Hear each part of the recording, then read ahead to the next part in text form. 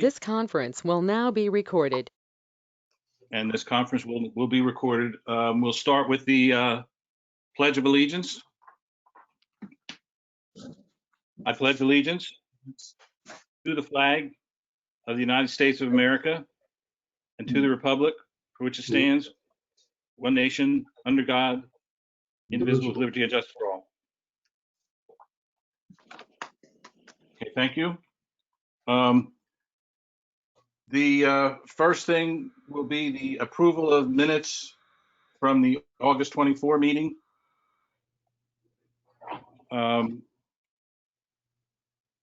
Any comments or a motion to approve?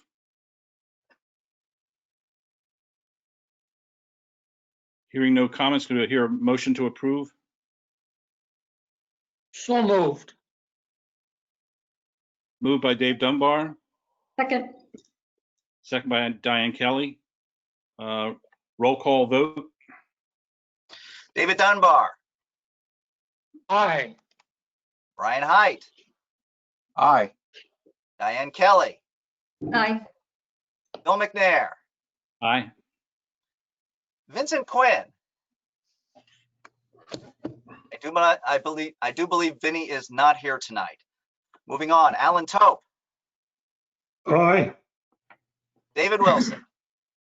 Aye. Motion passes 6-0. Okay. Tonight's meeting is devoted to the subdivision review for Ridge Farm. And it will consist of 4 parts: the staff presentation, the applicant presentation, courtesy of the floor, and the planning commission decision. I think we will do we will do this decisions as the items are presented, for the individual waivers or deferrals are presented, so that we can get them complete at that time. And let's turn it over to you, Greg, for the staff presentation. Very quickly, does the applicant need control of the screen for any presentation materials? And if so, who would that be? Yes, we would. This is Jason Engelhardt, and we would like control when you're ready to give that to me. All right, I'm sending that to you now, Jason. Okay. This is an application to develop the properties located at Huckleberry Road, PIN 5487-4642-2139, Huckleberry Road, PIN 5487-6754-4734, 2523 Huckleberry Road, 2582 Huckleberry Road, 1802 North Cedar Crest Boulevard, Huckleberry Road, PIN 5487-2734-3134, Cedar Crest Boulevard, PIN 5487-2657-1146, Huckleberry Road, PIN 5487-2730-3984, Cedar Crest Boulevard, PIN 5487-2632-3076, 1926 Cedar Crest Boulevard, 1928 Cedar Crest Boulevard. The plan proposes a TND residential cluster development on approximately 138.34 acres, consisting of 68 single dwelling units, 88 age restricted single dwelling units, 74 2-unit dwelling units, 82 age restricted 2-unit dwelling units, a clubhouse, 308 apartments in 1128 unit apartment buildings, 5 condominium apartment buildings containing 60 apartment units, 2 3-story and 2 4-story mixed-use building containing 27,200 square feet of commercial and restaurant space on the first floor and 100 apartments above, 2 1-story 5,000 square foot commercial restaurant buildings, 1 30,000 square foot medical office, another community clubhouse, stormwater management facilities, approximately 39.604 acres of open space, of which 13.263 are active open space. It also proposes 64 2-unit dwelling units 9 single dwelling units, 9 more single dwelling units, and finally 9 more single dwelling units west of Cedar Crest Boulevard. All lots are proposed to be served by public water and sewer. K. Walbert LLC is the owner and applicant. I'll do a quick previous. The Township Planning Commission has reviewed this plan at its August 24th, July 16th, and May 21st meetings. The Board of Commissioners on November 20th, 2019 approved conditional use 2017-601 Ridge Farm, subject to compliance with 5 conditions. And finally,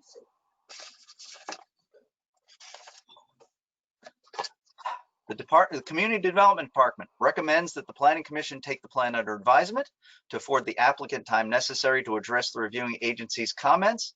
Deadline to act on the plan currently is December 31st, 2020.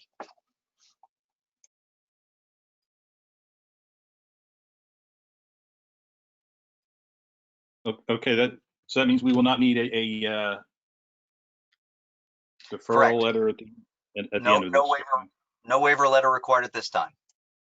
Okay. Turn this over to the applicant now.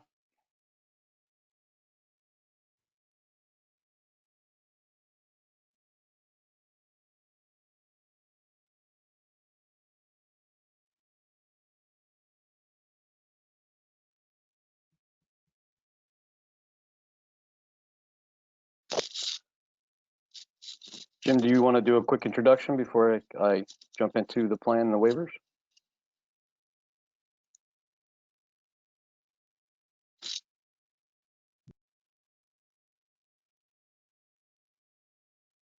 Okay, hearing none. I can't, is this working? Very good. Yes, sir. We can hear you now, Mr. Preston. Can you hear me? Okay. Yes. Good. As I was saying, I have Jason Engelhardt with Langen Engineering is here to present the plan. We also have Rob Hoffman from Traffic Planning and Design. And as I was listening in your prior meeting, the lead up to this, going over the waiver letter, we have, I think there were 12 total. You've acted on 7 of those. We have a new waiver here. I believe there's 5 items before you this evening. I'm going to ask Jason to take a look at that and to explain those. We would like to proceed in the order that the waivers appear in the letter. We agree. We think that's a good idea, and that'll keep everybody moving in the same direction. So, Jason, if you would do that, why don't you go ahead and begin, please? Okay, great. I thank you, Planning Commission members and everyone for your time tonight. We do appreciate you taking time away to attend another meeting on the Ridge Farm project. I will cover the items in the waiver letter, and the way I structured it was the items that have been addressed previously. I could have put behind the first 4 pages. The first 4 pages have the items that to be discussed tonight. And Tony did touch on them. I'll go into a bit more detail. The first item, which is the new request, really came out of discussions with staff in that they pointed out that although the roadway improvements on both Walbert and Cedar Crest have been extensively coordinated and defined based on the traffic study, and the pedestrian circulation has been established with the conditional use plans and then some subsequent comments on adding some additional circulation, that it still officially needs a waiver from the ordinance because the ordinance has kind of a typical section for arterial streets with a 50-foot width, curb, sidewalk, and street trees. So, this project at TND, the road improvements in general are fairly extensive and in most cases exceed what's required by the ordinance. But in either case, they vary some from the ordinance requirement. So again, big picture wise, the width of the roads in general are wider than what are required by ordinance, but they do narrow down as you get towards Cedar Crest and the north end of Cedar Crest, and you transition back to the existing pavement section. But in general, as you get towards the intersection of Cedar Crest and Walbert, they're considerably wider. Most of it is curbed. Everything along Walbert's curbed. everything along Cedar Crest up to you, it starts to transition back into that pavement section, and then the curving goes away, and you end up with a wider shoulder through that area. And Rob Hoffman's on the call as well, and he can describe further if there's any questions on that. Sidewalk, when we went through conditional use, as was pointed out in your pre-meeting, there was a pedestrian circulation plan. That pedestrian circulation plan became a part of that conditional use process. It has been expanded some since then. And I can probably run through a couple examples of that. It's a little difficult. It may take a second or two for it to regenerate on the screen. But there was a discussion of the connection to the sidewalk along the cemetery property. Then you have the 8-foot wide trail that was followed through conditional use. Everything in that lighter, the tan shade, that's all concrete through the project. You've got the gateway, and there was some renderings of the gateway previously shown, and how this is going to look around the medical office building, and then the trail that continues north along Cedar Crest Boulevard up through the intersection. At a previous meeting, there was a request from one of the planning commission members to add a sidewalk connection from the cul-de-sac down to this road connection, so we added that.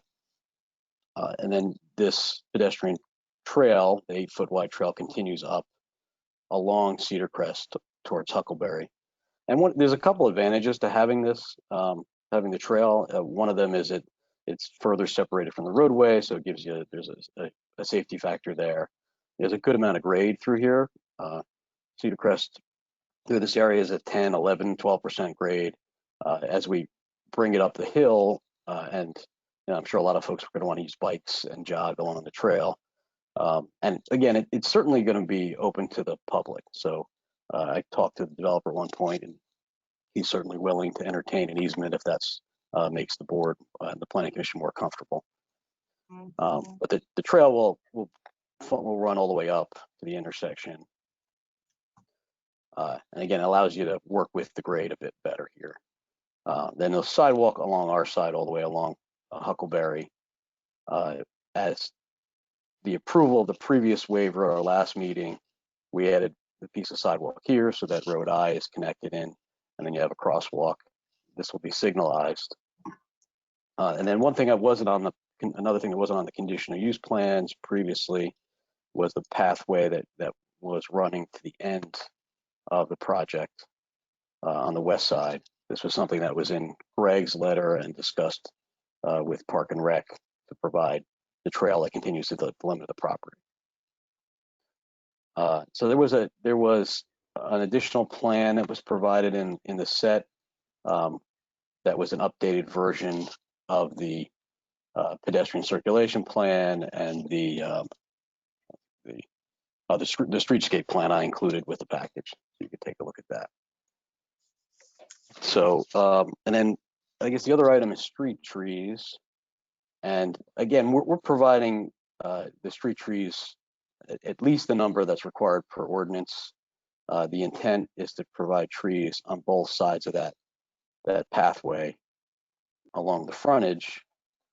Sorry, it takes a while for the screen to regenerate, but along the Wahlberg frontage in particular, and then running along the east side of the road, following that path along. So, your ordinance has some references to street trees being between in the right of way, between the roadway and the sidewalk. Probably not, you've got steep embankments along Cedar Crest here. You probably wouldn't want to do that anyway. I don't know if the PennDOT would support that. But there's also flexibility in your ordinance that if the board and your tree commission find it acceptable, then the location can be changed. So, I mean, that's kind of it in a nutshell. We can dive deeper into any questions you have. But I think I look at this, and this is just my opinion, as more of a cleanup item relative to the improvements were defined by PennDOT and defined by the conditional use process, and just to get that on the record. I have a question. Why does the curb stop halfway up the hill of Cedar Crest. I think I'll let, I'm assuming Mr. Hoffman's on the call. I am. Rob, Rob, you want to take that? Sure. And maybe you want to zoom in a little bit, Jason, in that area. Maybe that's a little bit helpful as well. So the curbing is generally installed with respect to PennDOT when you need it to control drainage for drainage control. So it's not required in there. And the fact that basically we're going to into an uncurbed section of Cedar Crest Boulevard to the north, PennDOT by and large is generally not a fan of curbing. If they can avoid it, they will avoid it. So the fact that we're transitioning into an uncurbed section north of here is kind of setting the precedent for not having the curbing. The fact that we don't need it to control any drainage in that area. So the curbing comes up the hill to the driveways and then terminates at the driveways. Is Huckleberry curbed? Huckleberry itself is curbed, yes. That's a township road, as you're aware. Yeah, just on the, on our So- side, we're so widening it basically- 8 feet and curbing there. So basically, there's going to be a gap of no curb between Huckleberry and halfway down the hill. For that radius, the curbing is around the radius at Huckleberry, and then yes. And curbs are not just for stormwater, they're also a protective barrier, to sidewalks and pedestrian paths, which you have one there, so I'm just saying. And in this case, and I don't disagree that they are, in this case, you have an embankment from here to where the pedestrian path will be. So it'll be well buffered and protected from the roadway. You'll be much safer on this path that's on the order of 20 feet away, 30 feet away from the edge of pave and up an embankment from there. Yeah, and you also have curb lower, to the south with the same separation distance. So that's, I like consistency, but I'll defer to my other commission members with their thoughts. Thank you.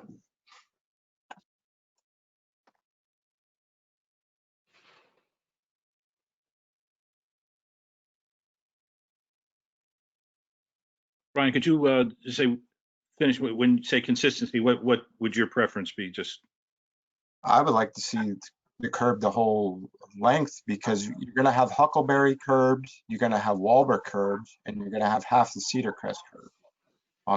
So it seems like a gap there for, just because you're not controlling stormwater in that vicinity. I don't buy the argument that it's not needed. It is a protective. Yeah, I don't think we have any sidewalk that doesn't have a curb. If we do it, they're rare, but usually you put the curb in, you also put the sidewalk in. It's just a matter of, I could just see a car pulling off more often to the shoulder. If they break down going up the hill, it keeps it off the grass and potentially driving onto that 8-foot wide trail.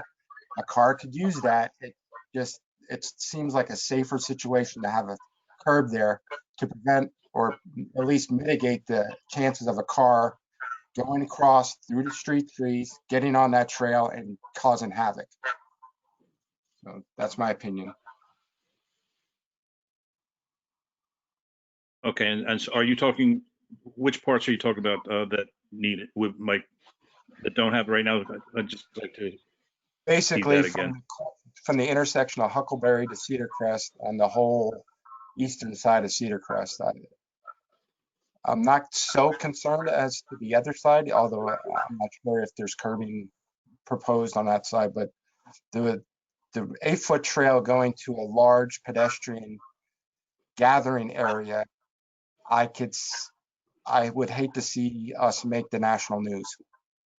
Now, if somebody's going to want to do something, they're going to do it, but at least it makes their journey onto that trail a little harder.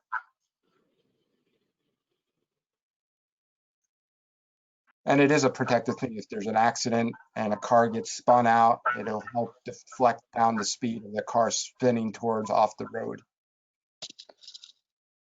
You're talking about going up the hill? Go ahead, Primarily Jason. up the hill, but you know, car accidents can be on both lanes and they can be pinwheeling all over the place. But curbs are always good, in my opinion. But plus, they help preserve the road. They do control the stormwater at the gutter area rather than sheeting across the road and undercutting the shoulders of the road. And it would keep the shoulder from being washed out. You know, depending on what the material is on the road, if it's an earth shoulder or they have there's various types of shoulder, but it would help preserve the shoulder and define it more. And plus it's consistent. You're going to see the same thing up the whole length of the road. So, but maybe I just went in too much of a tangent there, but that's my thoughts on that. Thanks. Yeah, again, the only thing I was going to offer, and I wouldn't disagree that curbing is generally a safer condition if you have sidewalk immediately adjacent. Again, in this case, the pedestrian trail is pretty far set back from the roadway, and it'll be up an embankment. So, if for a curb, for a driver to reach the pedestrian path, they would, whether there's curb or not, they would have to run up that embankment pretty considerably. So, but I don't disagree on the other elements that were discussed here. This is more of a, well, I let Rob should speak to it more as it relates to his conversations with PennDOT here. Did PennDOT make a comment about no curb? Did they make an official comment? No, there wasn't an official comment because they reviewed the design, which did not have curbing. Again, it's prepared, you know, I mean, we're obviously very familiar with, you know, what PennDOT generally likes to see. So that's what was presented and they looked at it. So if we go into, that was the one caveat I was going to add, is if we end up going in a direction that you prefer the curbing, you know, I just throw in that we'd have to get, you know, we have to run that back by PennDOT and we'd have to get their approval on it.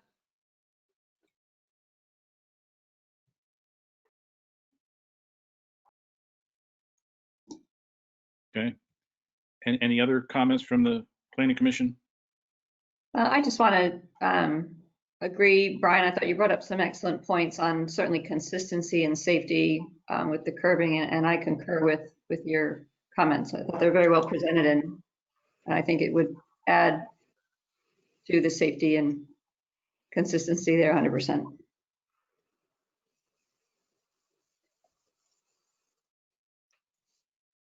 Okay. Again, how high, how elevated is the walkway above the edge of the road?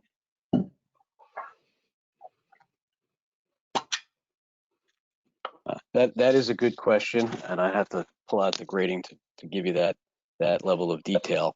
But considering the steepness of the grade through there, it's at least 5 or 6 feet.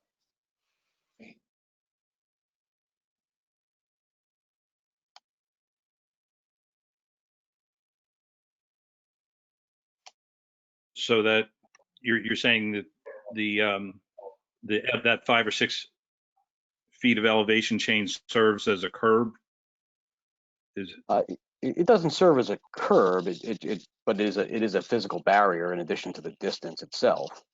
You know, I don't have the dimension there, but let's say it's 20 feet separated off the edge of pave, and then you've got 5 or 6 feet of elevation change there.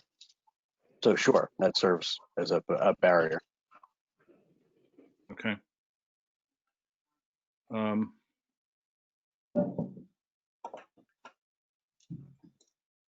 There is a lot of elevation change there. Is there, I just want to be sure that I understand what you're saying, Jason. Are there other places where you're not putting the curb that's different than that? I think almost everywhere else we have curb. It's really just Cedar Crest when it starts to narrow down and meet existing, eventually you have to transition into the road that exists today. You don't do that until you get past the intersection, and it's still widened out at some at the intersection, but as you get, it's not really represented very well in this color rendering, but because it's Rob's plan has it wider than this here, and it transitions as you get near the edge of the property. Okay. But yeah, no, the section you're looking at here is the area that's going to remain uncurved according to the plans today. Okay, including the down the hill north of Cedar Crest is uncurbed.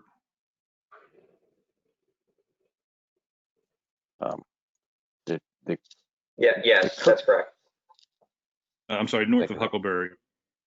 Yeah, Yes, that's correct. it's curved through some of this area, but eventually it transitions out. The wider section's still curved.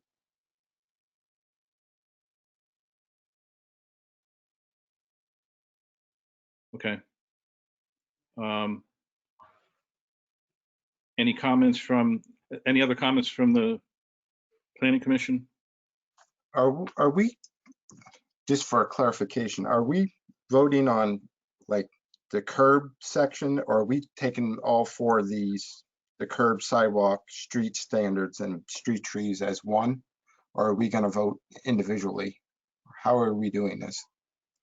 Because they're all like separate entities. They're not like the others, but they're all listed under the new waiver of the courses of travel. I just want to be clear. Maybe Joe has, Mr. Zader would have a preference for legalities. Given the possible divergence of opinion on the issues, I would recommend you take them separately. Okay. All right. We'll go from there. Any other comments from the Planning Commission? I'm going to open it up for comment from the public. All right, we've got one right. Yeah, I was going, okay, sorry, Greg, I just had Lee Salt. He's the only one in the chat box for now, but if anybody else wants to follow Lee, please stay tuned or go ahead and put something in the chat box. Lee, go ahead. Okay, thank you, George. Can you hear me okay? Yes. Okay, thank you. Thank you, commissioners. Just a quick question to the developer. You have some of the sidewalk in concrete, some in asphalt, blacktop. Can you explain why that is, and why wouldn't everything be in concrete?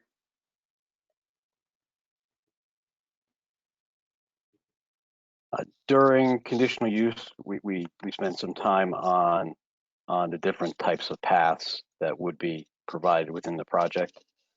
Typically, bicycle paths, are wider and constructed out of asphalt.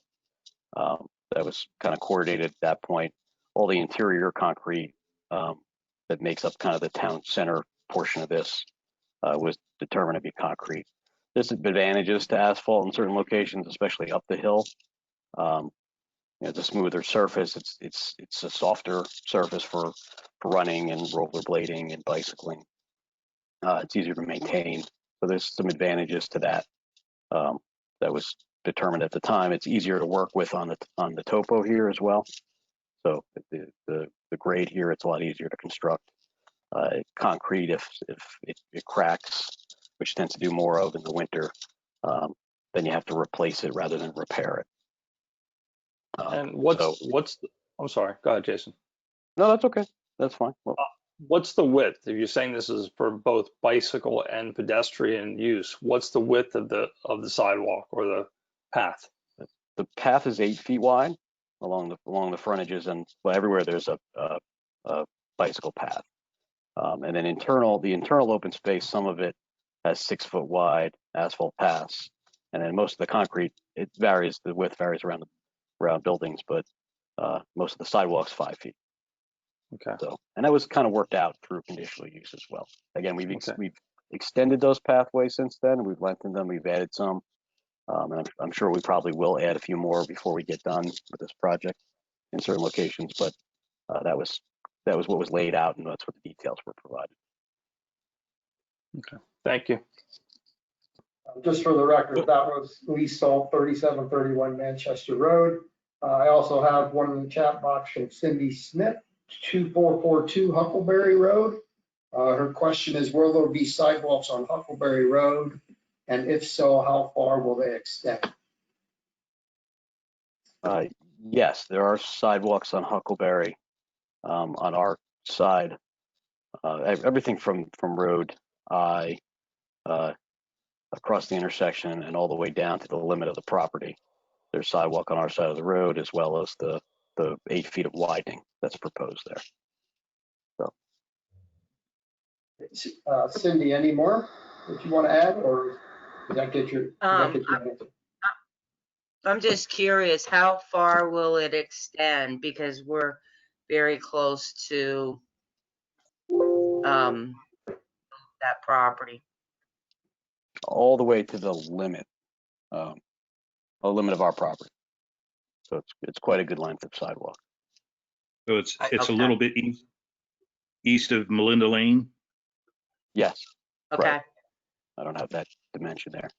So yeah, there'll be a path you can take into the project or along Huckleberry and connect to the bike path from there.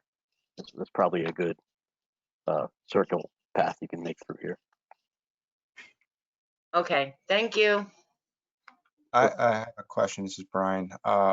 Is there also sidewalk at that stormwater management thing near Falk Avenue on that side of Huckleberry, since that's your frontage as well?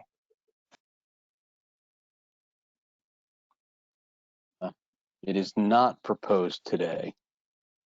It could be, but it isn't proposed today. Mm-hmm. Okay, thank you.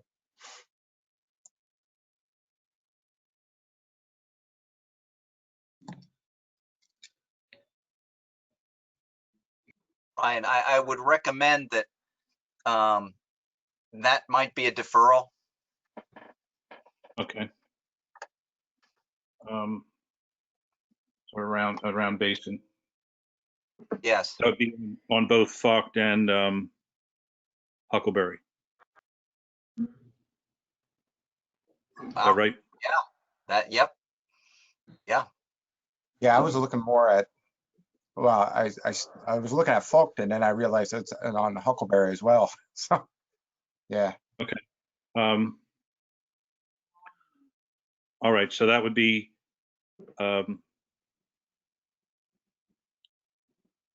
my opinion is that it might as well go there, where we have the ability to put it. Yeah, it shows precedent. If we put it in now along Fulton, and if and when something develops to the north, they could say it's there. So got to start somewhere.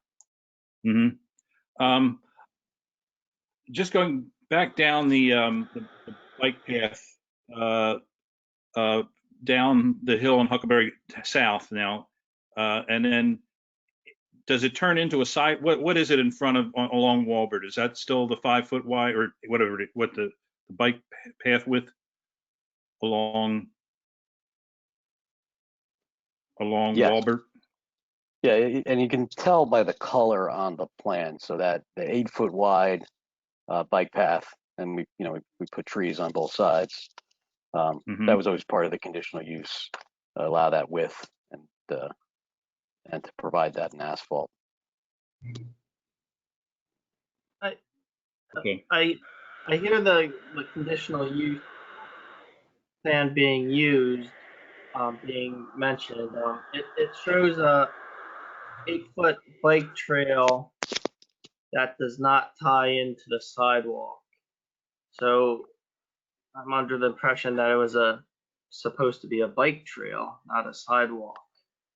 But now it ties into the sidewalk at the cemetery. So is this supposed to be a sidewalk now? or, It, you know, it's a pedestrian pathway, so you can use it as, I mean, it's wide enough so people can walk past each other. You can use it as a bike trail. You know, it's multi-purpose. And the connection to the sidewalk was a request of the township. So that was a recent request, and we added that just recently because it makes sense to have a connection, you know, between the sidewalk and that pathway. during conditional use, it's a concept plan, is my understanding, and it's generally understood that the township standard is to have sidewalk in the right of way. So would the pedestrian bike trail be in addition to sidewalk? And I guess here you're trying to use it as both. Um,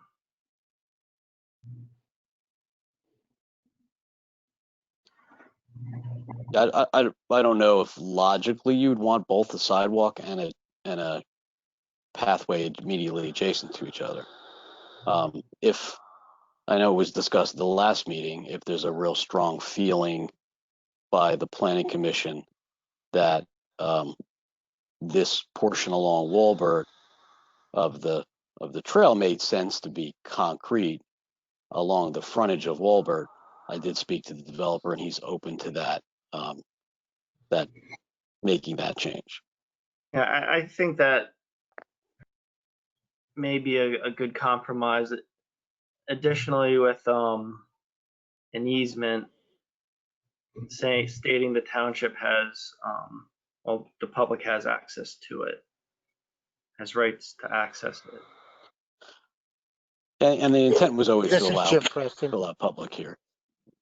If I may, following on Attorney Zader's comments, I'm familiar with what Attorney Zader was talking about. We have no objection to that. Okay. Yeah, I would agree with Mr. Wilson that I would prefer to see concrete all along Walbert Avenue. If nothing, back to the consistency thing, you have Walbert Avenue sidewalk, concrete on the south side, north side would make sense because it's along Grandview Cemetery, and everything north of Walbert, on the north side of Walbert, all the way to the township building eventually. So, and I could see the argument for the asphalt going up the hill because basically you are on a trail transitioning to a more rural area. So I could see allowing asphalt on the hill where I would prefer to see concrete along Walbert Avenue, especially because it's also a transit stop.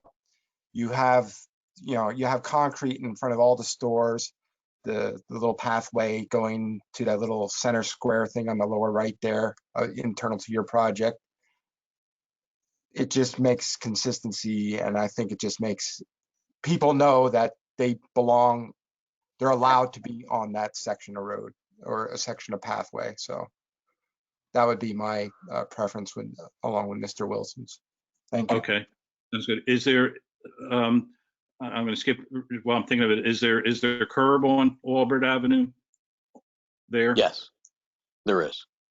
Okay, so the curb, and let's just say, if we could make this clear, we're saying that at the very eastern end where you're going to start, this is on Walbert now, you're going to connect to the sidewalk with a bike path that turns into a sidewalk only at the project boundary on the east. That's what the plan is right now, right?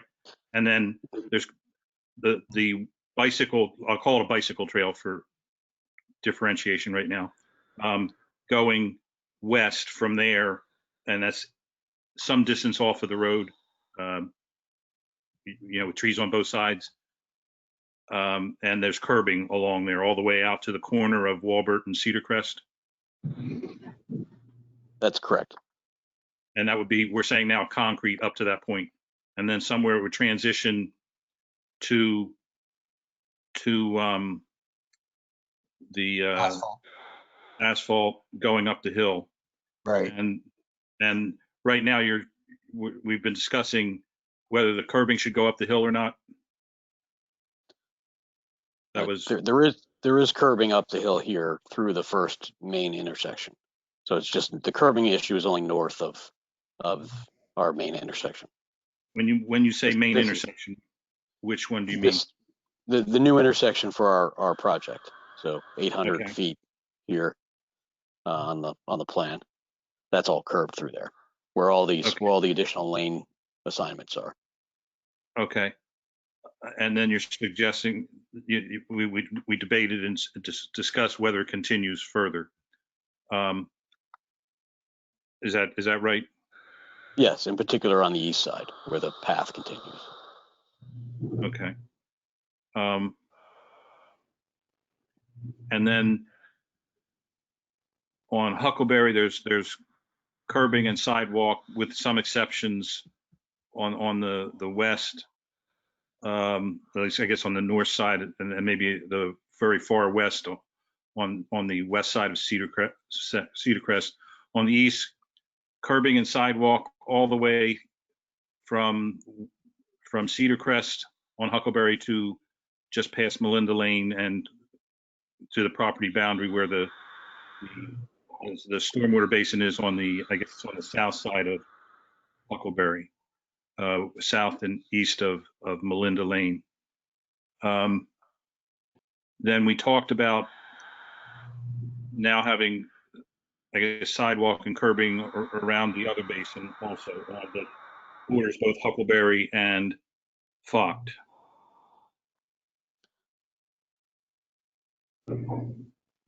Yeah, there was Greg had suggested in that location potentially a deferral. There was a discussion of potentially building it now. And that I guess the question on the whether or not and curbing in particular, I guess. You blanked out there a little bit. Could you repeat that? Yeah, no, the around the stormwater basin on that small section of Huckleberry, it's just a question of whether or not how the transitions would work there. I mean, we could probably work out that detail, but whether or not a deferral makes sense there, I need to think about how that would function. I understand why you'd want to build it so that if it ever develops, you could extend it further, but it wouldn't connect to anything today. And particularly the curb, I don't know. But we've been saying that, it makes sense. We're trying to put or limit or eliminate deferrals for sidewalk and curbing. I think it's just an engineering detail I'd have to work out with Tony to how we would transition it. So it had value. And then north of, now back to Cedar Crest, north of Huckleberry. What happens there? Again, it's not reflected very well on this plan, but north of Huckleberry, you're widened out at the intersection and it starts transitioning back as you come to our property limit to tie into what the existing roadway looks like today beyond us. So okay, is that a sidewalk? Is that a sidewalk or a bike trail north? There's a bike trail here. So you have a bike trail running up the east side. You can cross at the signalized intersection. You've got sidewalk connecting here, and then again a bike trail on the west side, which was requested through comment letters. Okay. And we did discuss and again, Cedar Crest, I'm sorry, Huckleberry west of Cedar Crest, you have sidewalk on the north side and sidewalk on the south side to the property. That's your sidewalks on the property limits. Is that what you're showing? Yes. Yeah. And we had discussed that at the last meeting. The sidewalk along the entire north side and sidewalk from this road to the intersection. We added that. All right. Then the one question is that we haven't with this discussion in my mind, whether we need curbing on Cedar Crest. I guess right now you're saying no curbing anywhere on Cedar Crest? No, because there is curbing on Cedar Crest. There's curbing on Cedar Crest through this intersection, and it transitions out near the end of this cul-de-sac area when the lanes start to taper back to a consistent section. Oh, So, okay. I think the main concern was potentially curbing on the east side where the path was, but again, I don't want to speak for you. That's okay. Now that's a pretty steep section there, and you're also a few feet away from the road with your path, right? yeah. The path is probably 20 feet away from the road. Okay.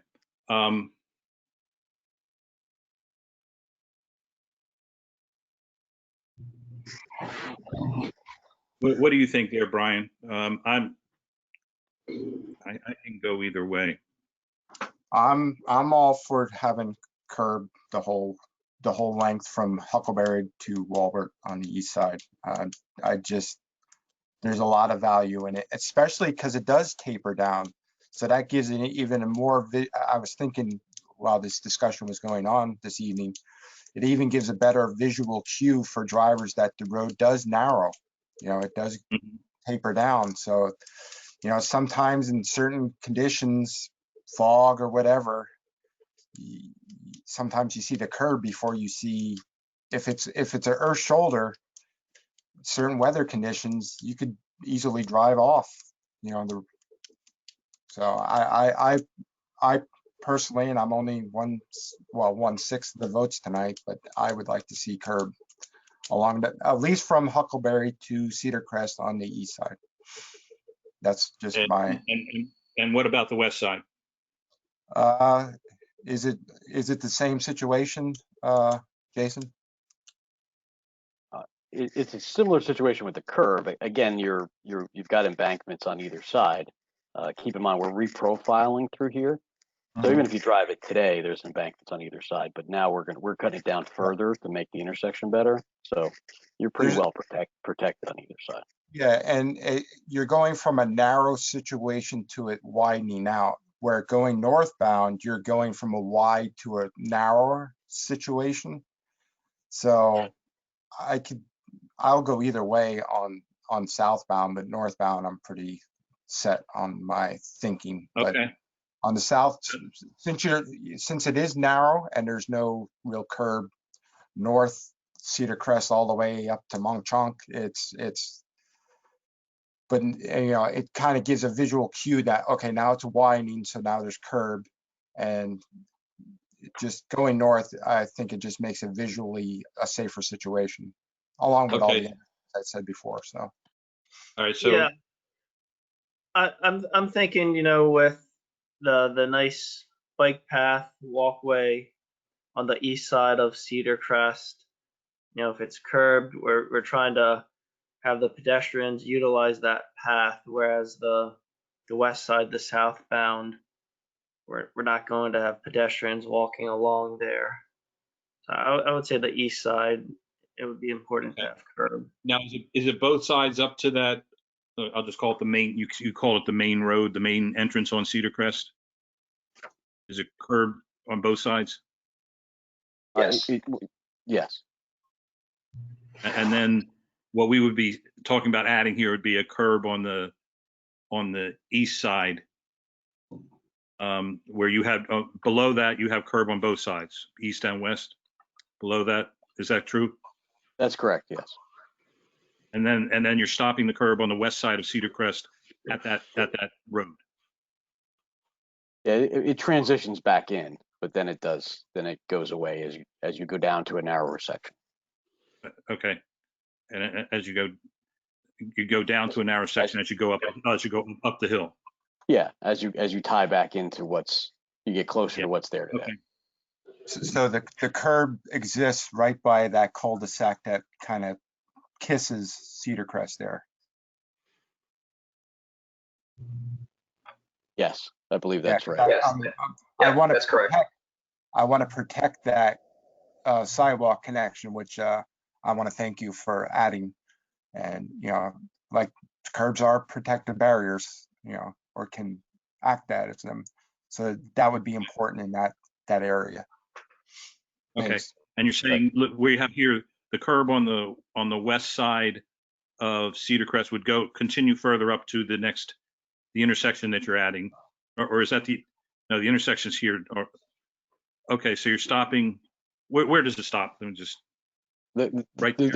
There's curb proposed here today.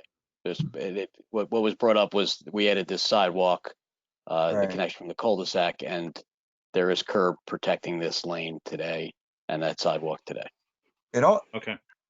It almost seems like the curb should go to where that inset of the existing property is, you know, because right there is where it kind of starts to widen out or narrow, depending on your direction. So somewhere in that area, I would, you know, I'm not speaking for the engineer, but I think that's probably the spot. Yeah, I'm just looking at I've got another plan that shows that limit. And right now it ends.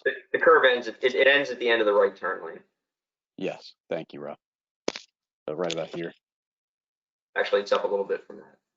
Like right There's in a drainage structure behind it that the flow gets to the drainage structure, which is offset from the curb. So. And that makes sense right there, because it is widening out. Yeah, I agree. It makes sense.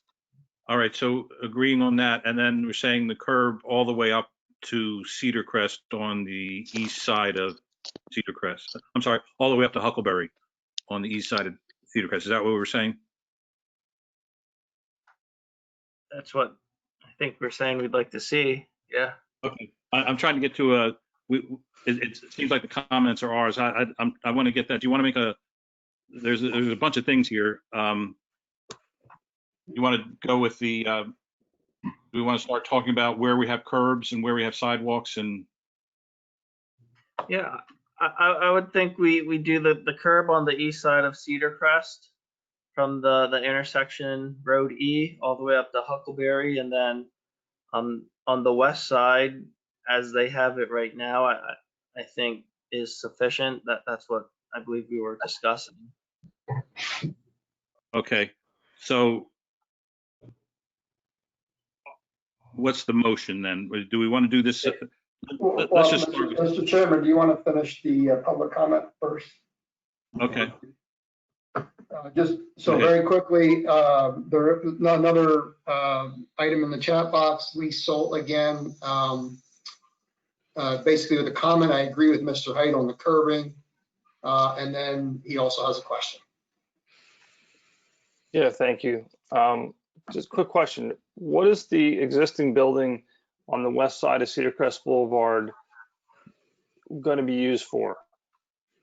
My thinking is, and just hear me out, if you're going to stop the curbing before that, wouldn't you have sidewalk going up so far? If somebody wants from that building to get over to the shopping center, they have no way of getting there. If they want to walk from that existing building down the street and get over across the street, if you stop it short of there, there's no way for them to get there walking wise. That was my question about what is that going to be, offices or something else? If somebody wants to go to lunchtime, how are they going to get across the street? Lee, are you talking about the building that's kind of in color there, or are you talking about the Jarris office? The Jarris office. Well, what's hold on, go if you can go back up above road J, I guess would be. Isn't that a residence? That's an existing residence that is not part of this subdivision. Okay, all right, that was my confusion. I'm sorry, I wasn't quite sure where the existing building was then. Thank you. That's all. That answers my question. Yeah, Jason, do you want to point out the existing Jarris office? It's right here. Okay, all right. That's Right. okay. Thank you. Thank you. Sure. Okay. Next, I have Monica Hodges. Clarification, please refresh me on lower the bike trail. It runs parallel to Walker. Monica, you might want to clarify that.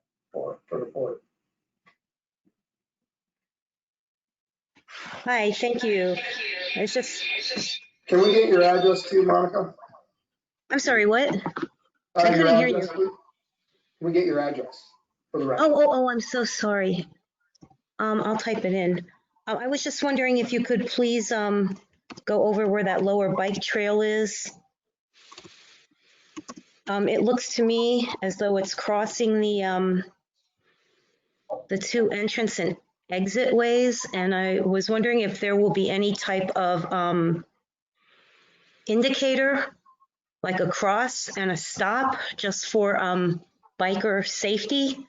Because if those are your two in and out, your entrance and exit ways, and then you have bikes flowing past, I was just wondering how you plan on assuring bicycle safety along there. But before you even answer that, if you could just trace the bike path, because maybe I'm misinformed. Thanks. Sure. The bike path runs from the basically kind of the edge of the right of way, just inside the property. It does cross the two entrances. It would need to cross the two entrances. The first one's signalized, and you've got pedestrian refuge areas, bike refuge areas within there. So you'll have a chance while the light's red and walk symbols to go across. The right in, right out driveway, again, there's a refuge area in the center. So you'll have to cross a path. You'll have to cross an incoming traffic and exiting traffic, but you'll have an opportunity to do that and then wait while you're in the center. You also could go internal to the project and cross at the first crosswalk as well.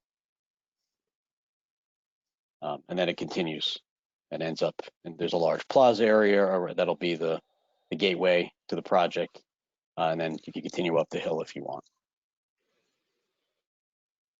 Okay. And by the way, on the west side of Cedar Crest, there is that sidewalk going up to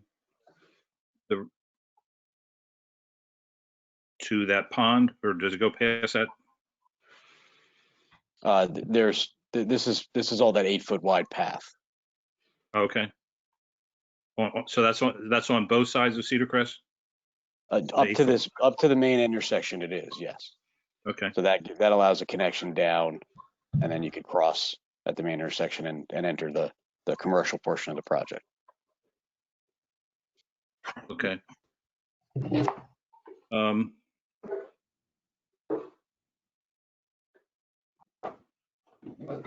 All right. Mr. Chairman, that's it for the chat box, but if there's anybody on a phone that would like to ask a question, now's the time.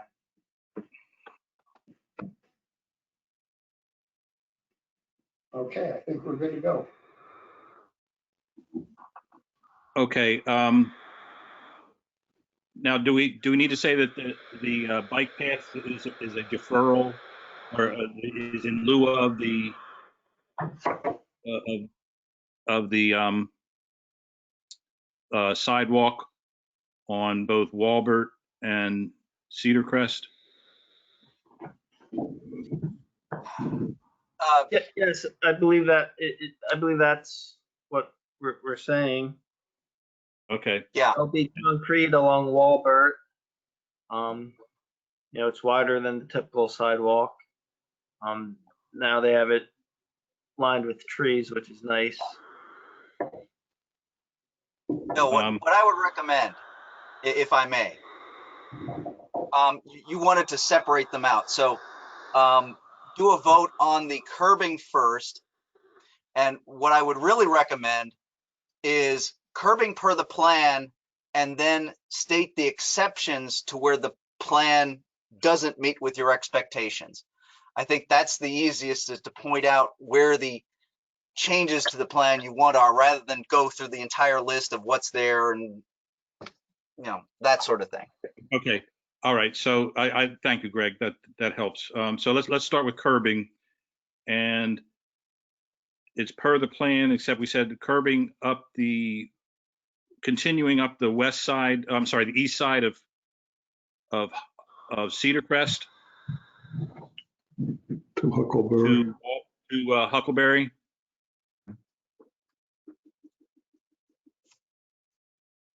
And then in addition, curbing around the stormwater basin off of Huckleberry and Focht. Is that the only additional curb? It's actually curbing and sidewalk at the Huckleberry and Focht, that basin. I believe that's correct. Yeah, Yes. stick to curbing now, but yes, I believe that's what you were talking Right. about. Okay, so motion to add curbing on the east side of Cedar Crest and around the stormwater basin that's borders both Huckleberry and Focht. Otherwise, what's on the plan? So moved. That's the okay. Moved by Mr. Height. Do we have a second? Second. Okay. Roll call. David Dunbar, Aye. Brian Height, Aye. Diane Kelly, Aye. Bill McNair, Aye. Alan Tope, Aye. David Wilson. Aye. Motion passes 6-0. Okay. And I think the sidewalk is the only additional one we talked about was around that basin at Cedar. I'm sorry, on that borders Huckleberry and Focht. And the rest is according to the plan. Does that sound right? Yes, what I would say is to defer sidewalk as appropriate. How is it? To defer sidewalk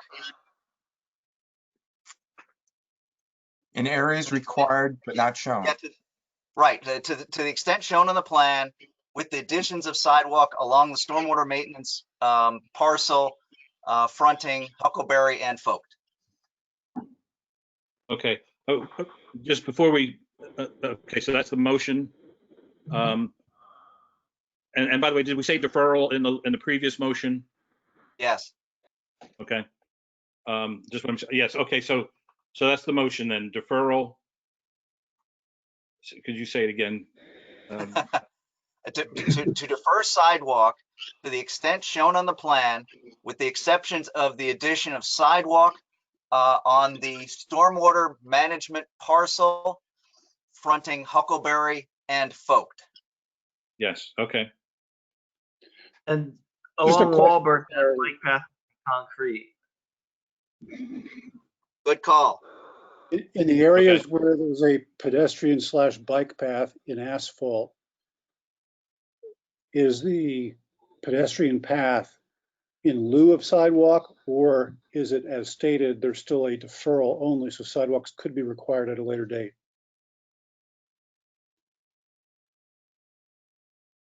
I would prefer deferral. Just Yeah. Okay. You never know what You the know future what's holds. Yeah. Just a question for consistency on Walbert Avenue. Are we talking about also on the western side of Walbert that will be concrete as well? That was my initial opinion, that all of Walbert should be concrete along the frontage. Yes. Okay. Is that, Greg, is that part of the construction standards? What, the pathway? The construction of the pathway, whether it's asphalt or concrete, or is that under sidewalks? Paths are a different animal under the construction standards. They are asphalt. But what you're looking at here is basically the path in lieu of sidewalk. Gotcha. Okay. I just want to make clear. If I could also interject for purposes of the motion, in those areas where there's going to be a path or a concrete path, in the case of Walbert, that is not in the normal location for a sidewalk, the township should be granted an easement that allows for pedestrian access. And in addition, there'll be a maintenance responsibility on the property owner or homeowners association. And the township has the right, but not the obligation, to maintain if not adequately maintained by the association at the expense of the HOA. Yes. Agreed. Okay.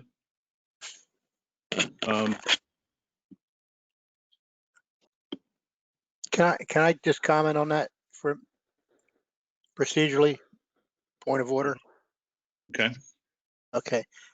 As far as the streetscape is concerned, we went through this in great detail in the conditional use. Now, I understand it said the conditional use is a concept plan, and it is. And the concept was that they didn't want the sidewalks, they wanted this trail system. And so what we did was we swapped out the sidewalks for the trail system. And then the trail system underwent some extensive discussion as to its width, its location, and its landscaping, and how it would look and integrate with Walbert Avenue. But we agreed to all that because we weren't putting in the sidewalk. We were replacing that with a trail system. Is what I'm hearing now that now we have to do both? The trail system that we agreed to do in lieu of sidewalk and the sidewalk? I think we're deferring the sidewalk. So we And- still obligated to do the sidewalk? No, So we could put the trail, we should why not. not? I'm We not shouldn't. confused by that. If we put in the trail system and we're done, and next year the township says, well, you know what, we're calling it a deferral, we want the sidewalks. We say what, we're not putting in the sidewalks? How do we do that? Got a point. I personally would prefer the 8-foot wide concrete bike trail than an asphalt bike trail and a concrete sidewalk. This is a discussion that we had originally, except the difference now is we're talking about what's it going to be paved with, and I understand that. But we've gone full circle now, and we're undoing what was done at the conditional use. It seems to me. I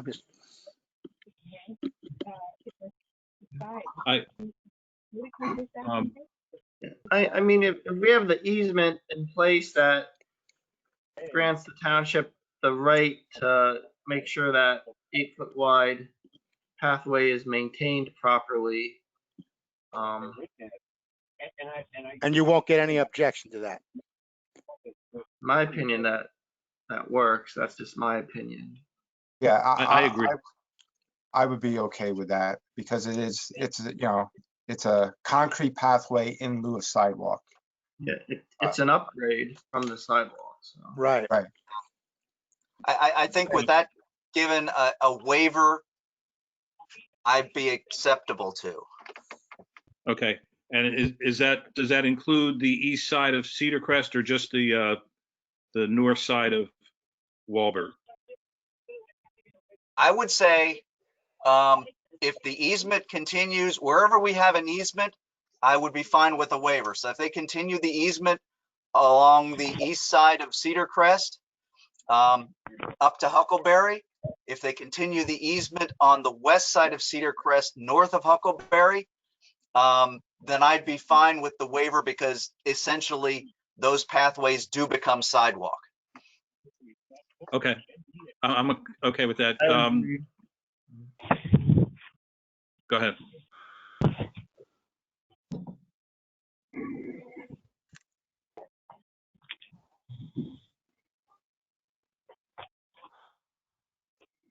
Where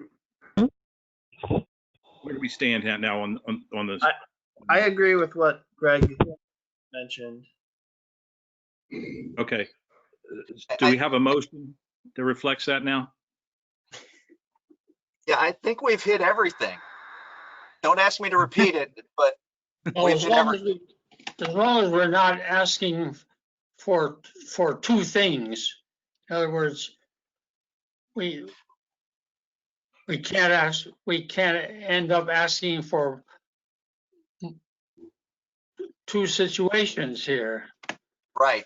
And where they're granting us an easement for that bike path, then we grant the waiver because the easement guarantees that it becomes the sidewalk. And that the public have access to it. at all Exactly. times. That Exactly. was my main, thing. So I'm And totally cool with that. and then the township also has the right to maintain at the property owner's expense if they fail to do so. Okay, I agree with that. Can we, do we need to vote on it now? Yes? I'll make a And what, motion to proceed. go ahead. I'll make a motion to proceed. Okay. Is there a second? I second the motion. Mr. Dunbar. Okay. All right, a roll call vote. David Dunbar, Aye. Brian Hyde, Aye. Diane Kelly, Aye. Bill McNair, Aye. Alan Tope, Aye. David Wilson. Aye. Motion passes 6-0. Okay, that takes, so we've got curbs and sidewalks done. Yes. Okay, street construction standards, is that Chairman, the, yeah, excuse me, before we proceed, a comment was made while we were discussing this Okay. item that a deferral was mentioned on the curbing. We did not mention the word deferral when we were discussing curbing. And we didn't mention waiver either.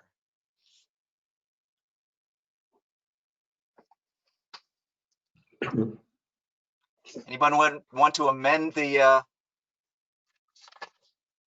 First one? motion? Yes. yeah, Well, since I made the motion, I'll amend it. Waiver or deferral? Deferral. Deferral for the curbing. for the curbing, correct. Other than where we want it. Yeah. Okay. That's the motion. Is there a second? Second. Okay, vote on that again. Here we go. David Dunbar, Aye. Brian Hyde, Aye. Diane Kelly, Aye. Bill McNair, Aye. Alan Tope, Aye. David Wilson. Aye. Passes 6-0. Okay. All right. Now on to street construction standards. Is this for Huckleberry west of Cedar Crest? So this is just a general, this is for Walbert and Cedar Crest in their frontages, the frontages that touch the property, to essentially follow the traffic study and the plans that have been submitted to PennDOT, as opposed to strictly just the cross section that is included in the township ordinance. So in most cases, it's your pavement section is probably thicker than the pavement section of PennDOT is probably more substantial than what's in the township ordinance, and the width varies based on what the lane assignments are necessary. So most of it is wider than what your ordinance dictates. What's less than what our ordinance dictates, do you know? I think as you transition back to the intersection and back to the lane assignments, I think it's small. I think it's on the order of 43 feet, and the ordinance talks about 50 feet. But again, as you get further south, you've got 70, 80, 90 feet of pavement as you go towards the intersection here. So I'm assuming that when it gets more narrow, the purpose of it being more narrow at Huckleberry is to match and be consistent with Cedar Crest north of Huckleberry. Is that?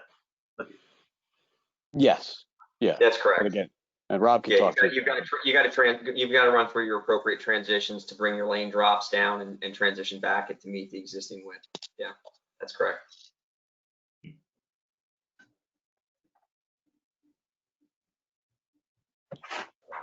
Okay. Motion, any other comments? You make a motion? I'm sorry, I did have a question, Chairman. Would you please repeat what you said about the 43 feet? Which section are we referring to? Would you please point that out on the map? Sure. As your ordinance cross section for this type of street, an arterial, has a 50-foot ultimate width, and it transitions from much wider than that as your well, the widening we're doing as you get closer to our main entrance here and down at the intersection, and then it transitions back. You're 50 feet north on Cedar Crest, but a couple hundred feet from the intersection, and you continue to transition down to 43 feet at the intersection, at this intersection here. And again, Rob kind of talked about how you need to taper that back per their standards so that the lanes make sense to the drivers that are using them. Okay, and Mr. Hoffman, that's what you think that's what the PennDOT has reviewed? That's correct. Okay. May I ask a follow-up to our engineer? Tony, we didn't have a review letter specifically to this waiver. Could you please comment on the safety aspect of the 43 feet there at that intersection with the traffic changes as opposed to the 50 township requires?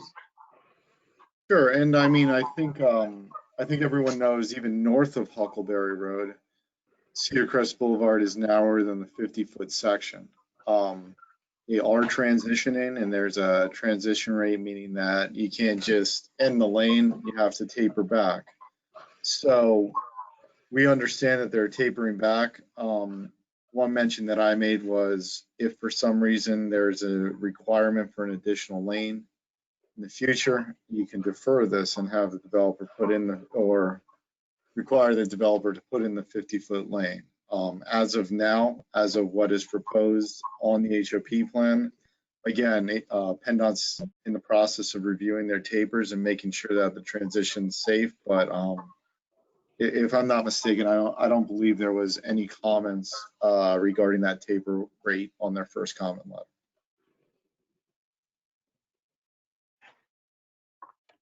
So did you say we should defer something rather than? I think that's up to the planning commission. If you foresee in the future an extensive project north of this project that would require widening on Cedar Crest, or if some reason that there's traffic coming down there, the township would have to do work to widen Cedar Crest, and this developer's completed their work, they would not be responsible for anything. So it's a pleasure of the planning commission if they choose to defer frontage improvements or not. Yeah, it may be a good idea to defer that, because right now it makes sense, at least to me, to taper it down, because you don't want an abrupt change in the width of the road when it gets past Huckleberry. So just my opinion, it makes sense to taper it as mentioned, but defer if there is future need to make it wider, then we could call in that deferral and have them widen it. Okay. Right now, it doesn't make sense to make it wider. Okay. I have a follow-up to that as well. I'm sorry, I have one more question. So traveling north on the Cedar Crest, if you're taking a right onto Huckleberry, is there a designated right-hand turn lane there? No. I'm sorry, was that a yes or a no? I couldn't hear you. No. So it will be a single lane heading north on Cedar Crest? There's a dedicated left-hand turn lane at the intersection, and then it's a single lane for the shared through right movement. Okay.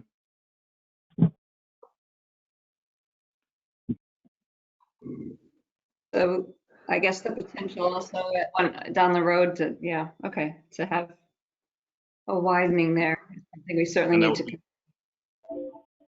defer. instead of wait. So is that what you're saying, Diane? Yes. Okay. All right, so I don't know did we make a motion here? Mr. Chairman, just very quickly, there is a comment in the chat box if you want to entertain that regarding this discussion. Okay, yes. Lee Solt, 3731 Manchester Road. Lee? Thank you. My question is just simple. I'm looking at the drawing, and is there any shoulder or breakdown lanes on either side of Cedar Crest Boulevard that are wide enough to fit a car or a truck if they get disabled going up the hill there?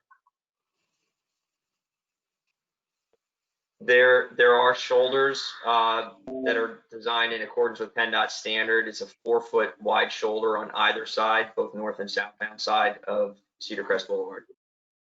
Okay. All right. Thank you. You're welcome.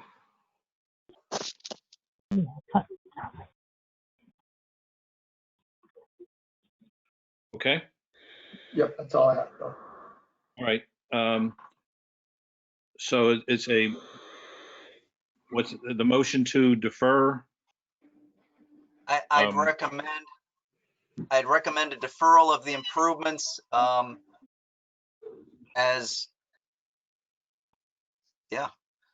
the extent shown on the plan. And that's for Walbert Avenue and for Cedar Crest Boulevard. Okay. Somebody want to make that motion? So moved. Second? Second. Okay, Mr. Tope, and we'll do a roll call. David Dunbar. Aye. Brian Hyde. Aye. Diane Kelly. Aye. Bill McNair. Aye. Alan Tope. Aye. David Wilson. Aye. Motion passes 6-0. Okay, and then street trees. What do we need? That would be similar to the construction standards. The trees, I would recommend also be part of that sidewalk easement.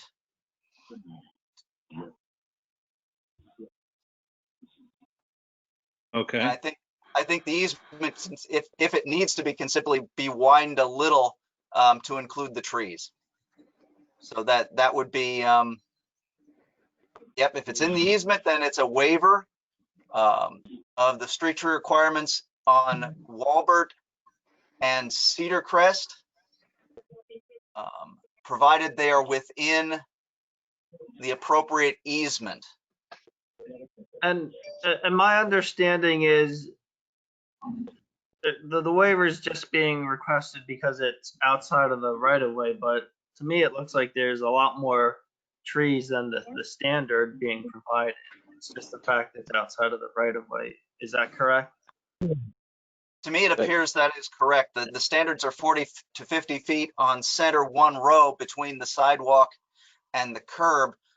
This is staggered 50 feet on center on both sides of the trail. So we're looking at twice as many trees as would be required.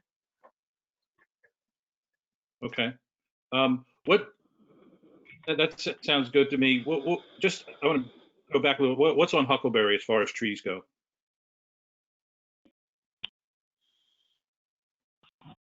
Right now, a lot. As far as we're not asking for any